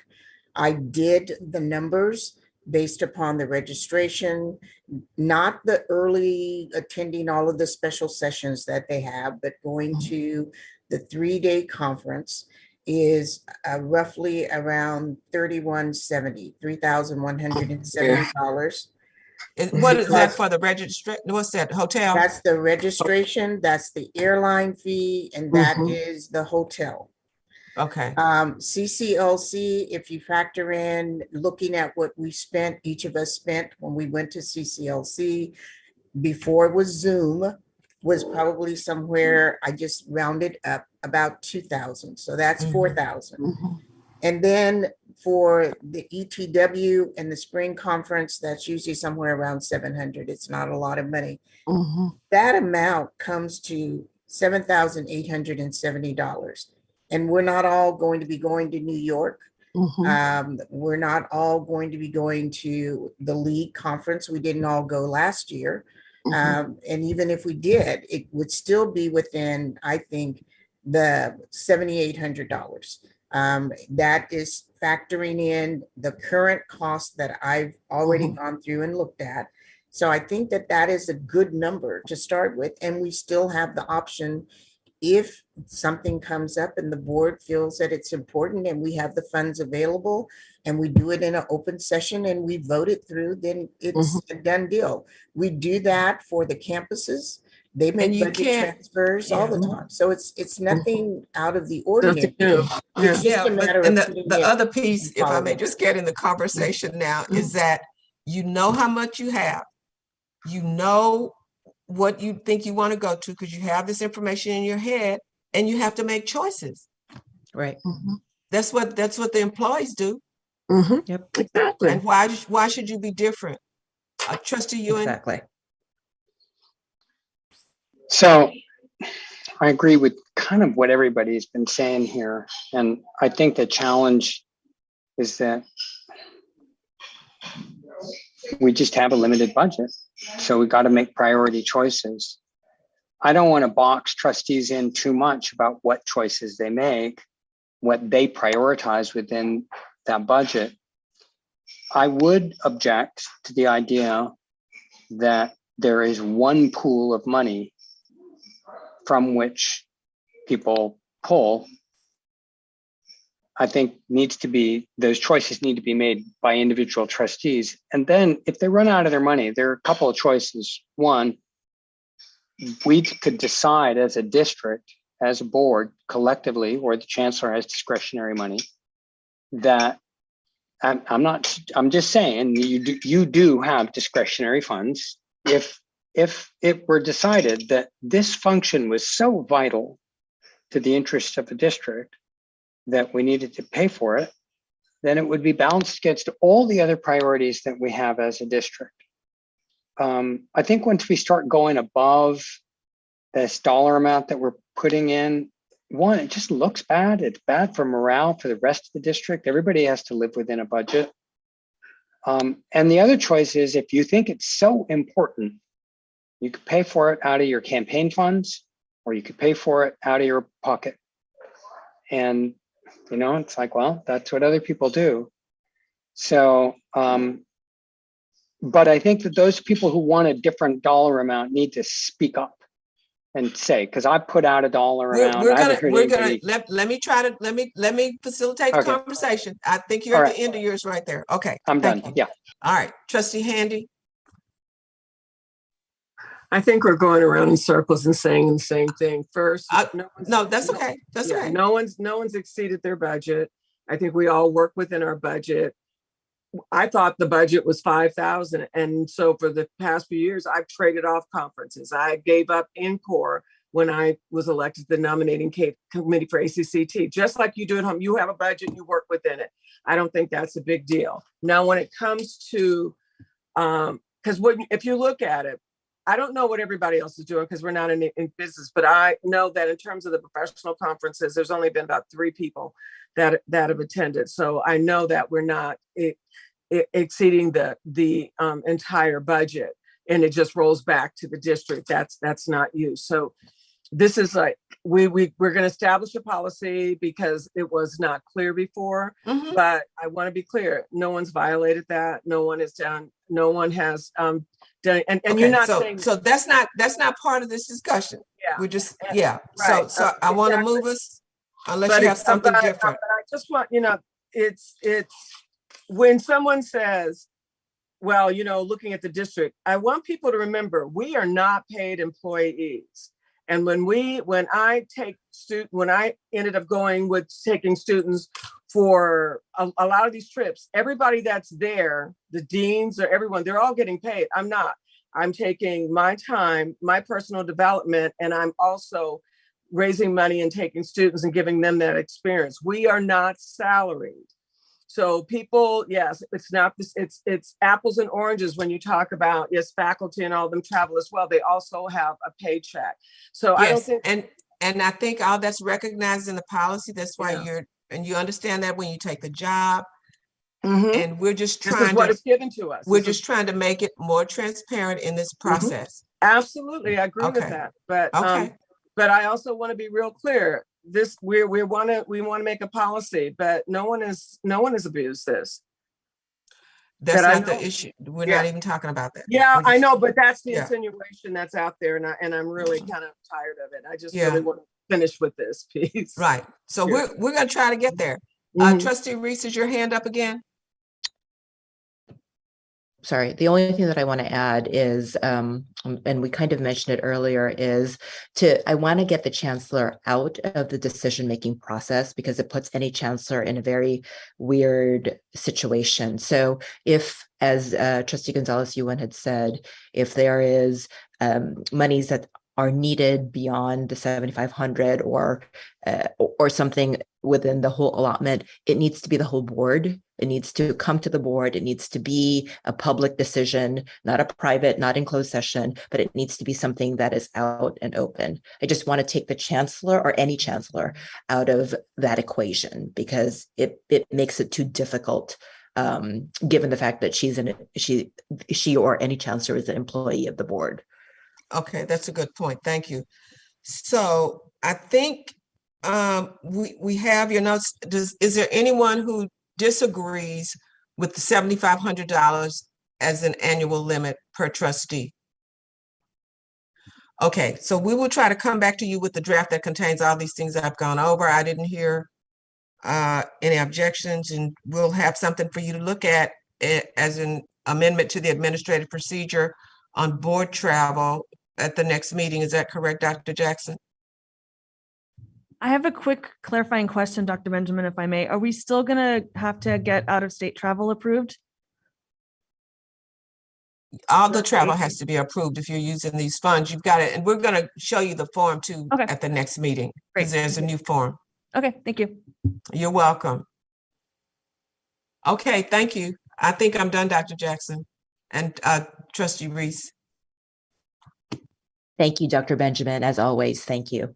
Okay. And we will come back with, based upon the feedback that you provided, and we will also provide you with what we know right now in terms of the 4 conferences that the board usually attends.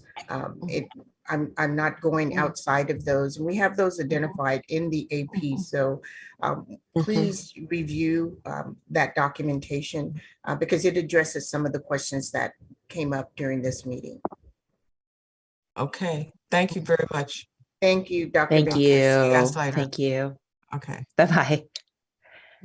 All right. Now we are off to. Yes, I go think that Executive 5.1. Director Johnson is now queued up. He said he's tested everything, and I think his presentation is just a little over 10 minutes, and it's an informational item. No vote to be taken on this. So, Mark, why don't we try this one more time? Thank you, Chancellor. Can you, first of all, can you hear me? We can hear you, and we can also see your notes to the side. So you might want to go into presentation mode. How about now? Very good. Great. Awesome. Well, thank you very much, Chancellor Jackson. Thank you, President Napoli Abella Reese. Thank you, Board of Trustees, presidents, colleagues. It's my pleasure to be presenting the marketing plan, marketing and communication plan to you this evening. This is a guide for the district marketing, communication, and public relations department as we contribute to updating technology systems, create and implement marketing activities to support the chancellor and her cabinet, help the colleges to increase student enrollment, inform current and prospective students, build external awareness of district and college events, and get the good word about Peralta out. You'll notice that the PDF in Board Docs is version 3.1. Version 1 was written based on input from the chancellor and her executive and expanded cabinet and meetings that I have with what we call the student communications group, which is made up of public information officers, the deans of enrollment, the directors of campus activities, and I really appreciate them for the feedback. Version 2 was drafted based on feedback on version 1 from those stakeholder groups. Version 2 was sent out to all Peralta employees on June 1st, generating another round of feedback. Thank you, Peralta community. So that's where we get with version number 3. And let's see here.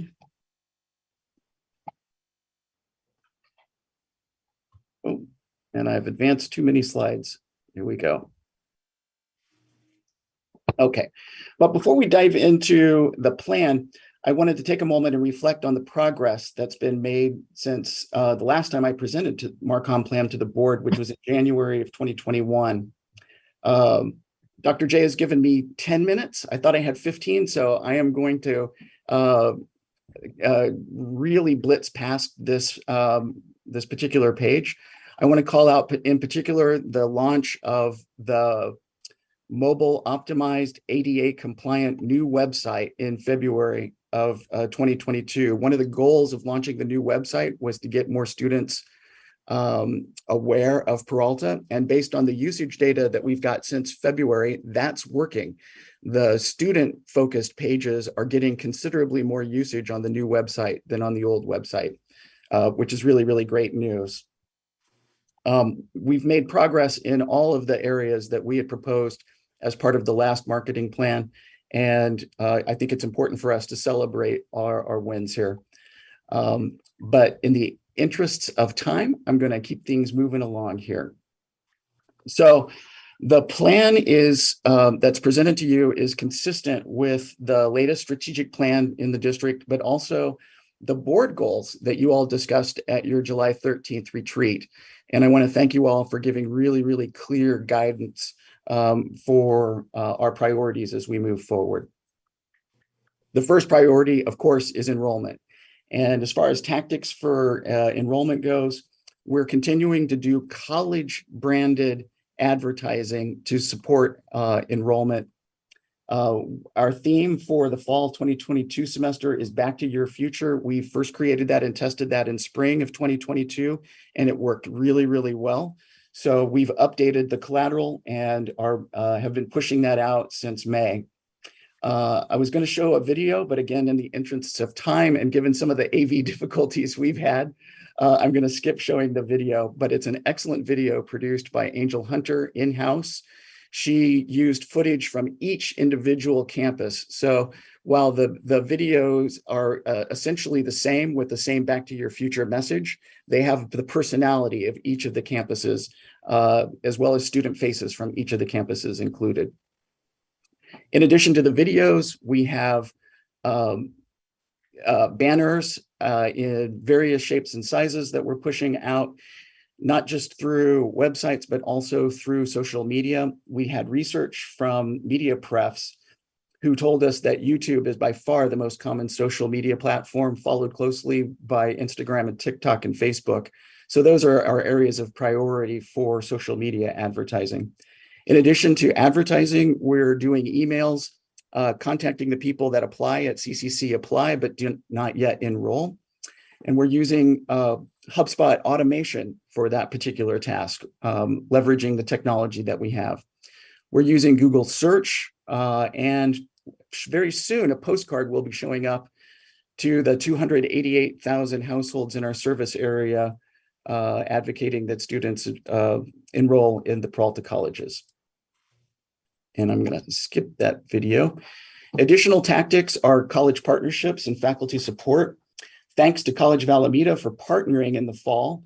We've combined our budget with COA so that the ads that we created get more push, more visibility. So thanks, President Jones and the COA team.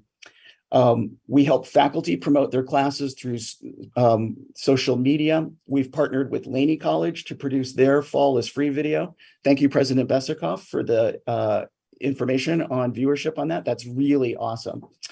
And below, at the bottom of this slide, you can see our collaboration with Merritt College, Natural History and Sustainability, where we collaborated with faculty to video alumni from their program, which we posted on YouTube, which we then also turned into an article on Peralta Gems, which we then pushed out through all of our social media platforms to help really get the message out. That's a form of content marketing. So thank you. And we'll continue to do that, helping programs like media arts at Berkeley City College, automotive and aircraft engineering at COA, childcare services at Laney and Merritt, culinary arts at Laney, and keep an eye out on some videos that are coming very, very soon from Merritt Cybersecurity. I just saw some alumni testimonials from that program, and it's really moving. They talk about how Merritt Cybersecurity changed their lives and resulted in high-paying technology jobs. Speaking of technology, Another area of focus for the marketing team is improving our technology services. So we are first, we're looking at chatbot services. So each college website currently has a chat service. The district new website does not. So we've been investigating chat services. COA and Merritt use Ocelot as their service provider. We've reviewed Ocelot and a number of other service providers, and we've determined that Ocelot is the best of breed in the academic chatbot market.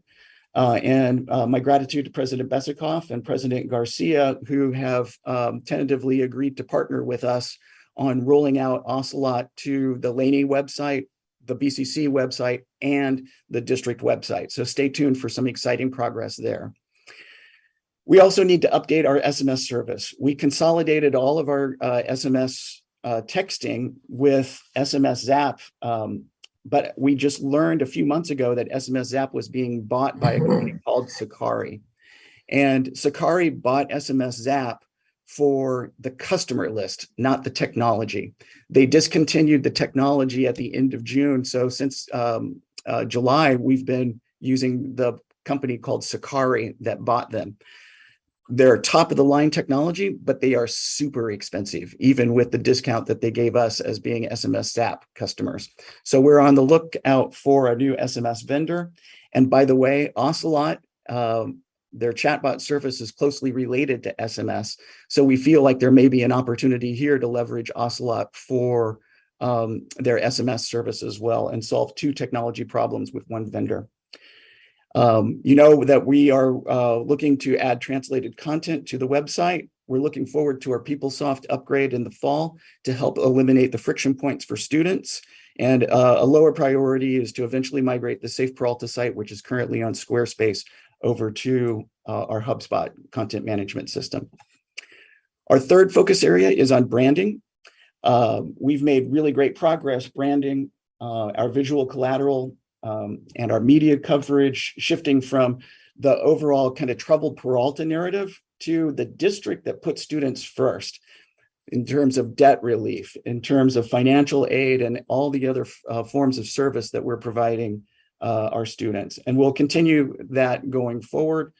You can see some examples of the implementation of our branding efforts in terms of the family resemblance of the summer and fall semester schedules. For social media, we'll continue to refine our social media presence, which now includes TikTok. In June, we posted a series of short videos of Peralta employees talking about what Juneteenth meant to them on TikTok, and those were widely viewed videos. So we're really excited about the opportunity that TikTok gives us to add one more level of engagement with video and with our community. As recommended by BCC faculty Lana Greenberg, who filled in for us when one of our staff members was on an extended leave in the fall of 2021, faculty member Lana Greenberg, who teaches social media at Berkeley City College, she stepped in and worked on a part-time basis for us for a few months and was super helpful. And she recommended several strategies for boosting posts, making small dollar payments on the different platforms, which in turn elevate our organic content or unpaid content higher. So we are going to continue to follow that advice and leverage our social media presence. When I spoke in January of 2021, you wanted data about our marketing efforts and particularly dashboards. And social media is an area where we've leveraged HubSpot to create a dashboard so that I have a pretty easy view into how our social media is trending. And this is a screenshot of our dashboard from HubSpot. You can see on the left side comparison of the most recent 30-day period to the past 30-day period. And our audience has gone up a little bit. Our published posts have gone up a little bit. Our interactions have gone down, but our clicks have gone up. And that's really important because a lot of what we've been posting in the last month on social media is enrollment information. And we want people to follow the links to enroll. Fifth area of focus is on staffing. We're looking to hire 2 people a TV broadcast coordinator to replace Jim Stein, the gentleman in the blue hat in the picture who recently retired. This person will oversee television and radio station and boardroom multimedia technology. And I feel like this position is really essential for sports coverage and other video produced out of the district. We'll also be hiring a television production specialist to provide a resource for 2-camera video productions and cover sports. And wanted to let you know that this position is funded by a contract by T-Mobile, previously Sprint, previously Clearwire, that pays us for using some of our unused broadband spectrum. So this is Fund 11, not Fund 1 sourced. Speaking of TV programming, our 6th area of focus is to build out media content. It's no secret the pandemic has negatively impacted our ability to produce content, but we're getting back. So I want to thank President Besikoff at Laney for successfully launching his KGPC radio show and podcast, The President's Desk. We're looking forward to working with President Johnson at Merritt College on his program. I believe that one of the kickoff is coming soon, or maybe his conversation with President Besikoff is tomorrow. So anyhow, we're really looking forward to that and hope that College of Alameda and Berkeley City College follow suit as well. We've used PEG funds to buy video cameras to put in KGPC's audio booth. And that way we can generate video programming as well as the audio content at the same time. And finally, like I said, we intend to cover more sporting events for broadcast on Peralta TV and Peralta's YouTube channel. We know that Laney College football is so important. You know, we saw that with Last Chance U, the Netflix series. We were so excited about the Merritt College track athletes this year. We know that Oakland loves its sports, and we want to be able to deliver more of the Peralta College's sports teams to the our 6 city community. Finally, we know that data reporting is really important. This is another screenshot from our HubSpot, a HubSpot dashboard. This particular one is on website activity and engagement. We will continue to work with our colleagues in institutional research to take advantage of third-party research opportunities like MediaPrefs, which is the firm that we worked with in fall of 2021 that told us about the preferences of students for YouTube and TikTok, Facebook, and Instagram. We have similar dashboards to this for Google Analytics so that we can see what our web traffic looks like. And I think I mentioned this earlier, we're seeing more students that are using the Peralta District website thanks to those usage reports, now that it's ADA compliant and mobile friendly. And we also have a tool called Meltwater, which gives us a dashboard for looking at our coverage in the media. And there's a sentiment monitor in Meltwater. And I must say that the sentiment for Peralta is showing as very favorable at the moment. I think that fall is free at Laney is contributing to that kind of positive message around Peralta. All in all, we're in a much better spot now than we were in a year and a half, and I anticipate we'll continue to be moving forward. So that concludes my presentation. Thank you for your patience, and over to you, Chancellor. Thank you, Mark. I appreciate it. Does anyone have any questions of Mark? I know that marketing and providing data to you is one of the things included in your goals for this next year. And so we'll be coming back periodically to provide you those benchmarks as we move forward. But I'm really proud of the launch of our new webpage and working more collaboratively with our colleges to leverage our resources. So any questions?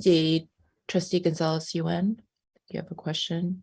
And then any Thank you for the presentation. I especially appreciate the sort of the data at the end, looking at use. I'm curious sometimes how we translate, web clicks and views into enrollment. I don't know if we figured that one out yet. But one thing that I'm wondering whether we've done this. I'm gathering you tested the website. You had people try to break it. You had people try to look at it, figure out how to navigate it. And I'm wondering whether on a regular basis, we test how user-friendly it is for somebody who might be interested in signing up for a class and going from A to Z, where are the road bumps that people run into, and then it's like, all right, we keep losing 5% of our students right there, or whatever it is. Are we doing that kind of testing of the various registration, enrollment, search, FAFSA, blah, blah, blah? Are we doing that with the website? We are. Oh, I'm sorry, Chancellor. No, go ahead. I was going to talk about phase 2 of the PeopleSoft implementation, if that was why don't you cover that then, Mark? Sure, certainly. Trustee Gonzalez-Ewing, yes, we are looking at that, but there's absolutely a blind spot. So we can see the usage and how people are using the HubSpot website. There's a bit of a blind spot that moves into PeopleSoft. And as Chancellor Jackson just mentioned, we have phase 3 of the PeopleSoft upgrade planned for this fall, which is where we'll focus on the campus solutions module, which is the module that we use for enrollment. So that's the opportunity that we will really start digging in and looking at the pain points that students are having when they try to enroll in classes, when they try to search for a course. All of that's happening in the PeopleSoft side right now.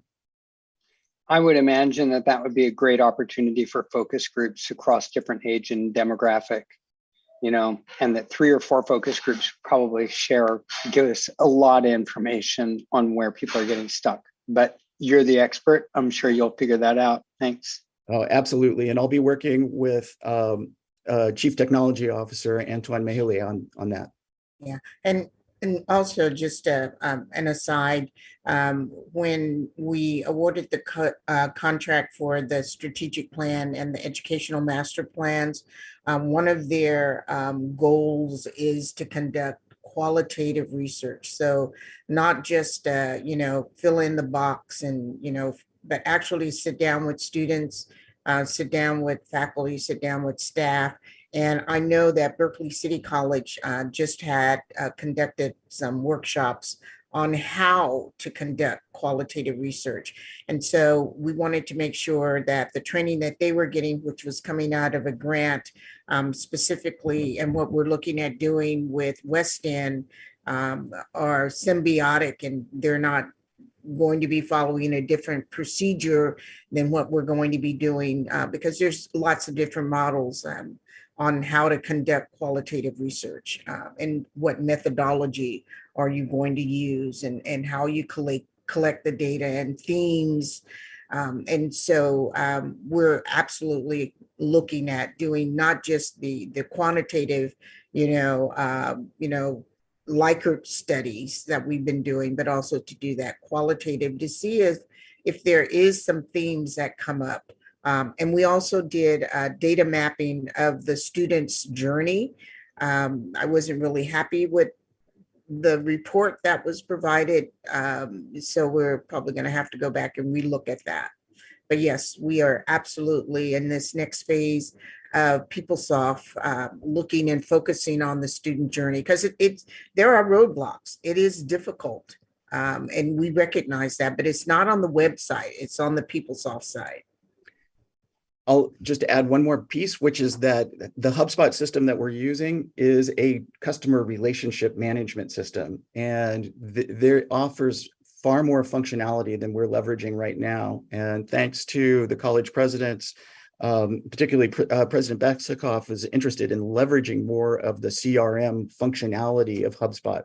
So I think as we work on the phase 3 part of PeopleSoft, we also have the opportunity to build out more automation within our relationship building tools within HubSpot. Okay, thank you, Mark. I have a couple of questions. This is Deanna in the boardroom.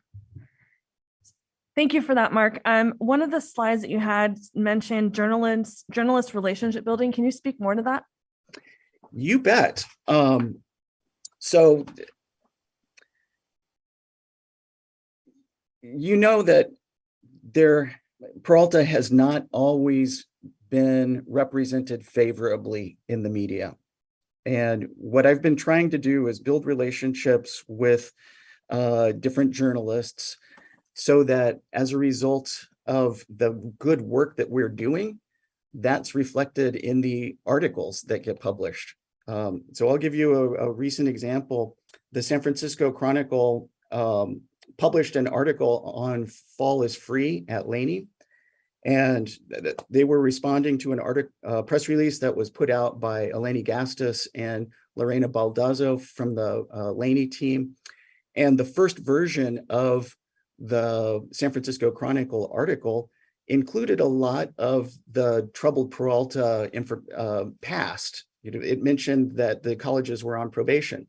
So I followed up with the reporter. I provided the information that said that the Accreditation Bureau has taken us off of probation, and the reporter changed her story. So if you look at that San Francisco Chronicle article now, it's a much more favorable piece than it was originally published. Does that help? I hope that helps. Yeah, it does. And you mentioned Eleni Gastus, and you're working closely with the Peralta Citizen on this? I try and support the Peralta Citizen as much as I can. I've sent them press releases that they haven't published, but yeah, I'm here to help support them in any way I can. Awesome, thank you. And then I have one last question. Are you doing any sort of outreach or marketing towards multi-ethnic media? I know I've asked it before, Mark. We are, as part of our fall campaign, we are translating some ads into, I believe, Spanish. So yes, that's being handled by a vendor called 25th Hour Communication. So we're providing the content in English, and they're putting it in the different languages for us. Okay, great. Thanks very much.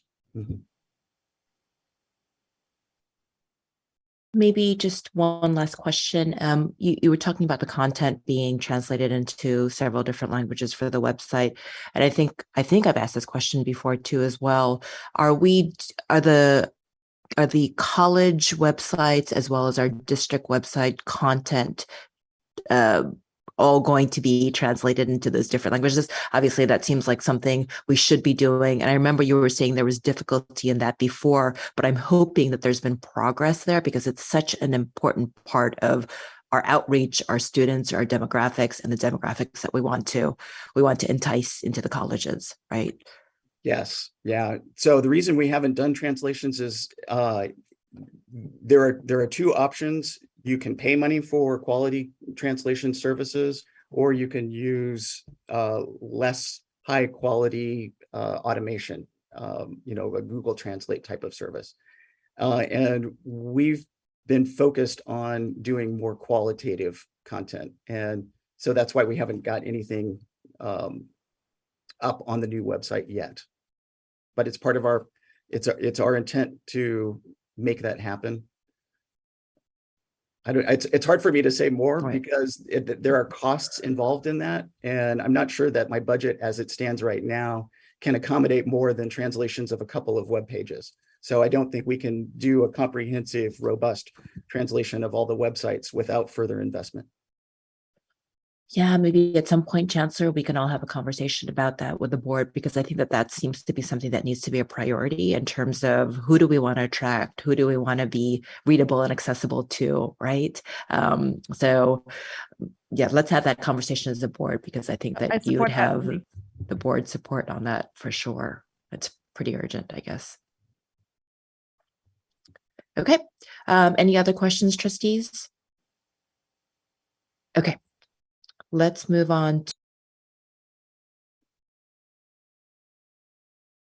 President, you muted yourself. So now we are going to the consent calendar, but I believe we have 7.3 that's been extracted, and then we'll move on to the regular consent. 7.3, I'll give this back to Trustee Jenkins. We have to take a motion first. Second. There you go. Okay. Roll call. Oh, no. So I want to discuss this item twofold. I really want to thank the voters for approving Measure G back in 2006 for allowing us to have these facilities. And there are so many that are in need of childcare services. And I'm so excited that we're going to have this facility at Merritt College. I'm also excited to hear that there's minority, small local participation on this project, and also that there's women participation on this project. In the future, if there's an item that's this big in dollar amount, I would love for it to come to discussion and not go on consent calendar. But other than that, thank the voters. Thank you, DGS. Thank you, VC, for working on this. And I'm really excited about this project.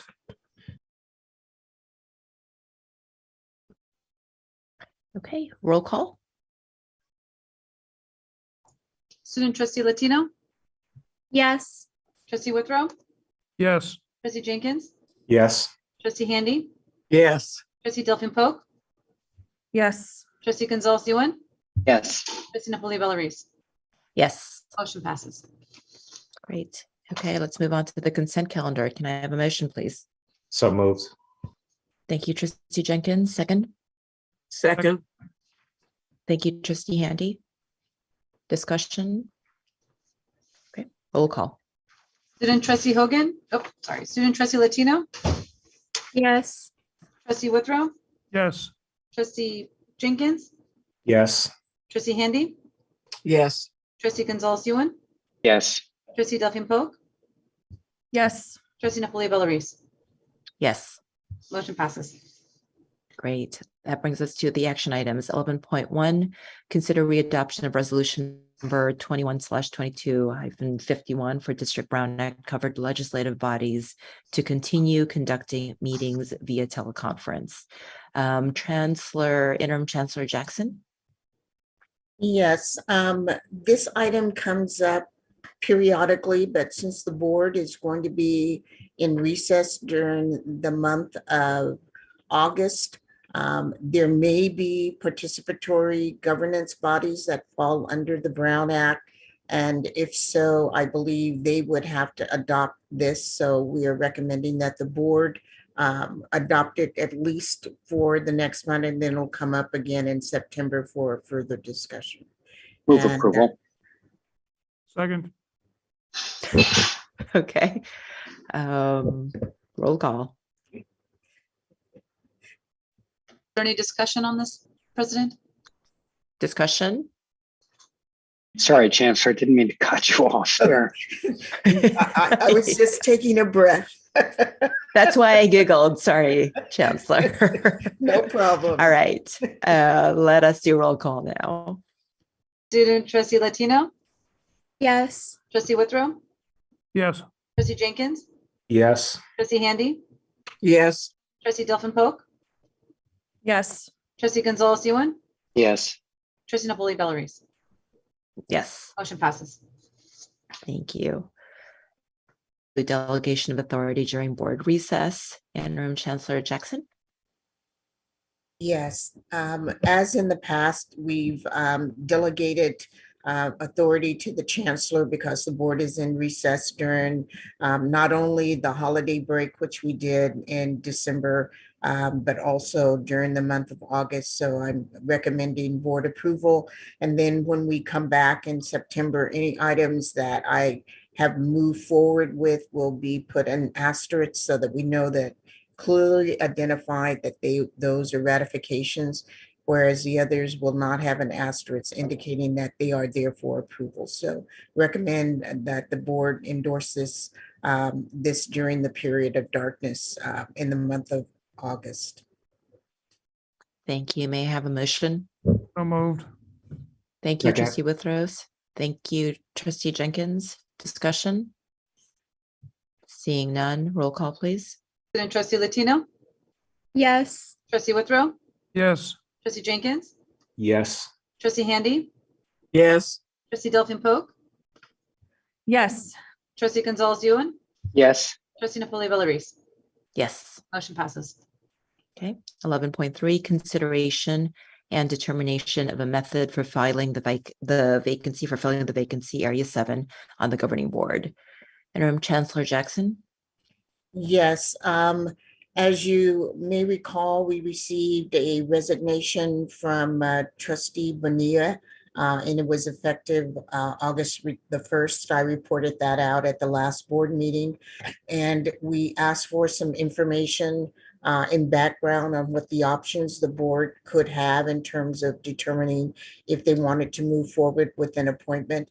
And I asked legal counsel Natasha Sahi, who is here now, to provide that background material, and if there were any questions or items for discussion. And then we just need a decision by the board, because we are under a timeline if we are going to move forward with an appointment, because the clock starts ticking. So I don't know if you want to speak any more to that, or if there's just going to be discussion in how we want to move forward, and we're available to answer that. We provided a timeline and all of the other steps that are necessary for us if we do want to move forward with that. And I might just point out that based upon the clarification, we wanted to make sure that we counted the days correctly. And I believe that it is exactly 4 months and 1 day. Am I correct, Natasha? I thought so. Okay. Yes, that's correct, Chancellor. Okay. So are there any questions or a motion, or I'm not sure how to proceed at this point, President Reese? There's option 1 and option 2. So the motion will be for the individuals, for the trustees to vote on option 1 or option 2. Is that how we want to structure the vote? Yes, that's okay. correct. May I have a motion then? I'll move. Thank you, Trustee Withrow. Second? No, I'm sorry. What was the motion? Well, yeah, one. Yes. Was it for what, option 1 or option 2? Trustee Withrow? I thought I was voting on option 2. Okay, so off for option 2. Okay. Second? Second. Okay, so we're in discussion. Can we clarify which options are which? Yes. Just for the sake of transparency. That's right, and clarity. Okay. So could we have the board secretary read out what option 1 and option 2 is? You can do that. They're pretty extensive. I don't know. Or you could bring it up on the screen. Sasha, that might be better. Best way. Okay. Clear option 1 is let the voters decide. Option 2 is go through the process of making an appointment. It seems as though Trustee Withrow has made a motion for the board to go through the process of making an appointment. Is that correct? Trustee Withrow, is that what the motion you've made? Yes, I think so. All right. You know, I'm reading it off of the board docs thing here. Maybe you can present on this really quickly. I am assuming with option 2 that it's just a flow of things, and that we won't be doing anything other than letting the election take place. So is that accurate? No. Option 2 is for us to appoint. Option 1 is to not do anything. Is that correct? That's correct.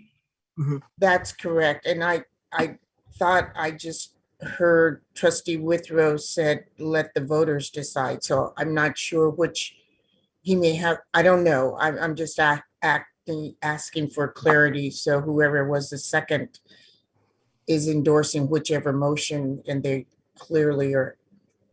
Well, I was voting for option 2, made a motion on option 2. Okay. As I'm reading through this. And I just want to make sure that my interpretation is correct, that with option 2, if that's approved, nothing will happen other than an election will take place on the 2nd of November. Is that right? No. No, Yeah, that's, it's I option thought, one. November 15th. No. Can we So- have so you're Natasha looking for someone perhaps to make the motion? Yep. clarify it? Natasha? Yeah, thank you so much, President. Trustees, let me just give you a very brief overview of this item. With the resignation, you have two options. Option one is to allow the filling of the vacancy to be determined at the November 8th election. Option two is for the board to make a provisional appointment. And so if you decide to make a provisional appointment, then you would motion for option two. If you go forward with option two, we will then have two follow-up questions for you. We will then need you to determine a subcommittee of the board to work with us during August, like during right away, like we'll have to get on this. And then we will also need to determine the dates for the special board meetings so that you can conduct the interviews and so that we have adequate time to advertise the position. So if you go with option one, there will not be any follow-up steps required of the board at all, because it will go through the Chancellor's office. We will inform the county superintendent and it will go automatically to the election where this seat is already open for this November election. And if you go with option two, we will then have some follow-up questions for you. I have a question. Please. What do you mean by advertisement if we're appointing? Thank you. Thank you for the question, Trustee Handy. So if the board decides that you would like to do a provisional appointment to the position, so to appoint someone to serve for the remainder of Trustee Bonilla's position, then we have to advertise that you are going to be considering an appointment. I believe we've drafted it very specifically into the summary, but there's an ed code provision that requires a certain number of days of posting, and it's typically posted on the district's website, a newspaper of general circulation, things like that. Our customary postings of district information. You obviously can do a much more, you could do as deep a advertisement as you'd like in terms of going out to community and stakeholders and things like that, except that you have an extraordinarily short timeline here. So you'll want to be, probably as expeditious as you can be. That's what I meant by advertising. Mm-hmm. Madam President. Yes. I'd like to Yes, change my Trustee motion to approve option one then. Well, we don't do anything but let for a period of, it's not even clear to me anymore what that is. The election. We'll have two meetings without, well, we gain two meetings. Let's go, I'm gonna change my motion to option one. Okay, can I have a Accept second the for that? amendment. So I think I have to accept the amendment since I seconded it. Okay. Discussion? Madam President, it's not clear whether Trustee Jenkins was simply saying he had to do it or whether he was doing it. No, I was doing it. I'm accepting it. Thank you. Discussion? I think it's unfortunate. Yeah, my hand is raised. I'm lowering it now. But I think it's unfortunate that we delayed this long because I think Trustee Bonilla has only been one meeting this year. And if the community didn't want representation in all districts, then they would have only had 6 people appointed to the board. I think it's unfortunate that it's been stretched out, whereas in other districts, after missing 3 meetings, you are automatically out and that seat, that appointment is put in there. So I'm really disappointed at how long this was stretched out because clearly she was not coming.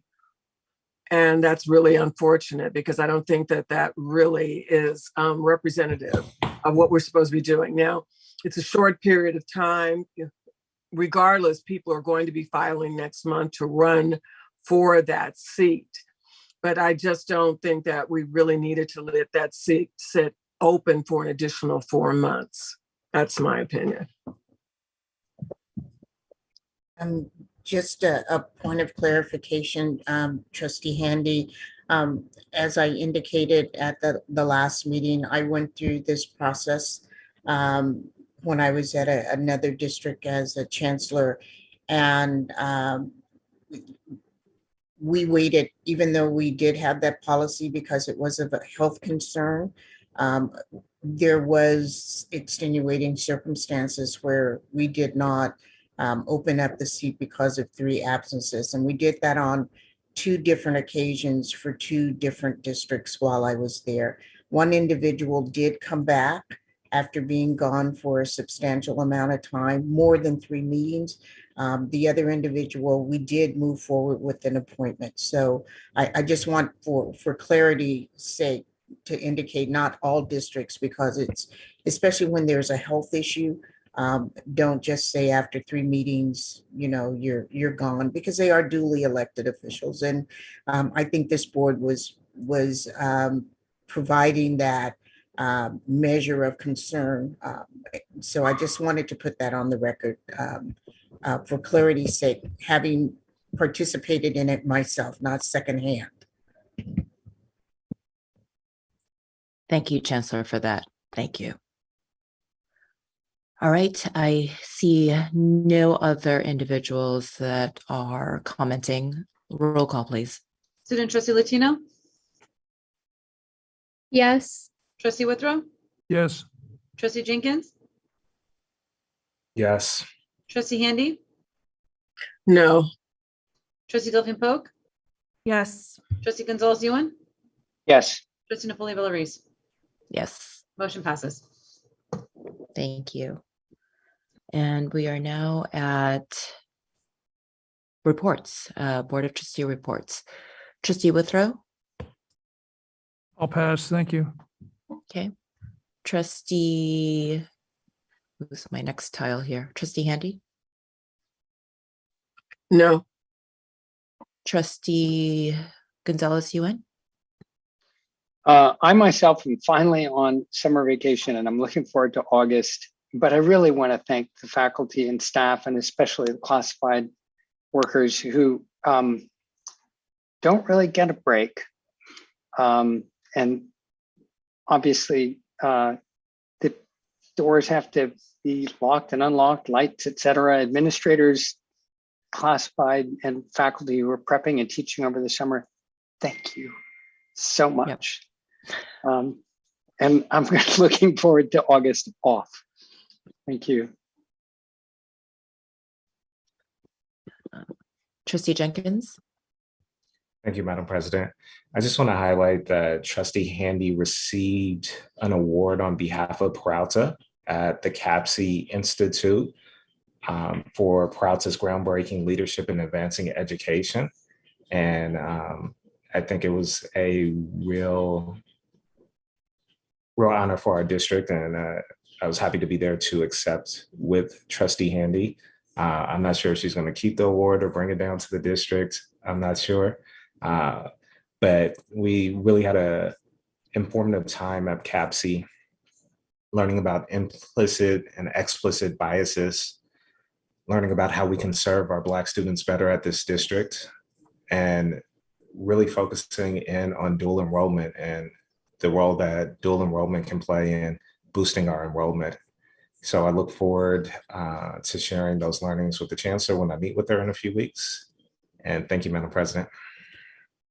Thank you, Trustee Jenkins. And Vice President Delphine Polk. Yes, I'll keep it brief. Next week, I'm headed to Denver, Colorado with a few other elected officials from our region to a convening called Local Progress, which is a conference finally coming back, I'm told, after 2 years, that will help train the next generation of young elected officials. And so I'm really excited to be there. I'm going to be excited to report back once we're back in September. And I wanted to let everybody know that we are not, Trustee Jenkins and I are not going to be having office hours this month. And we will have them again every 4th Wednesday at 6 o'clock starting in September. So In the meantime, please feel free to drop us a line. I will be checking my email through recess, so let me know if you have anything on your mind. Thank you. Thank you, Vice President Delphine Polk. I do not have a report. I've been with you all night. I started at 1 a.m. and it is 6:45 in the morning here. So I'm very excited that we didn't go much further into the morning and your evening. Where are you, Cindy? I'm in Greece right now. Ah, okay. So Wow. I'm very tired. I'm very tired. We feel really sorry for you. Oh, I'm sure you do, but I'm going to sleep all day.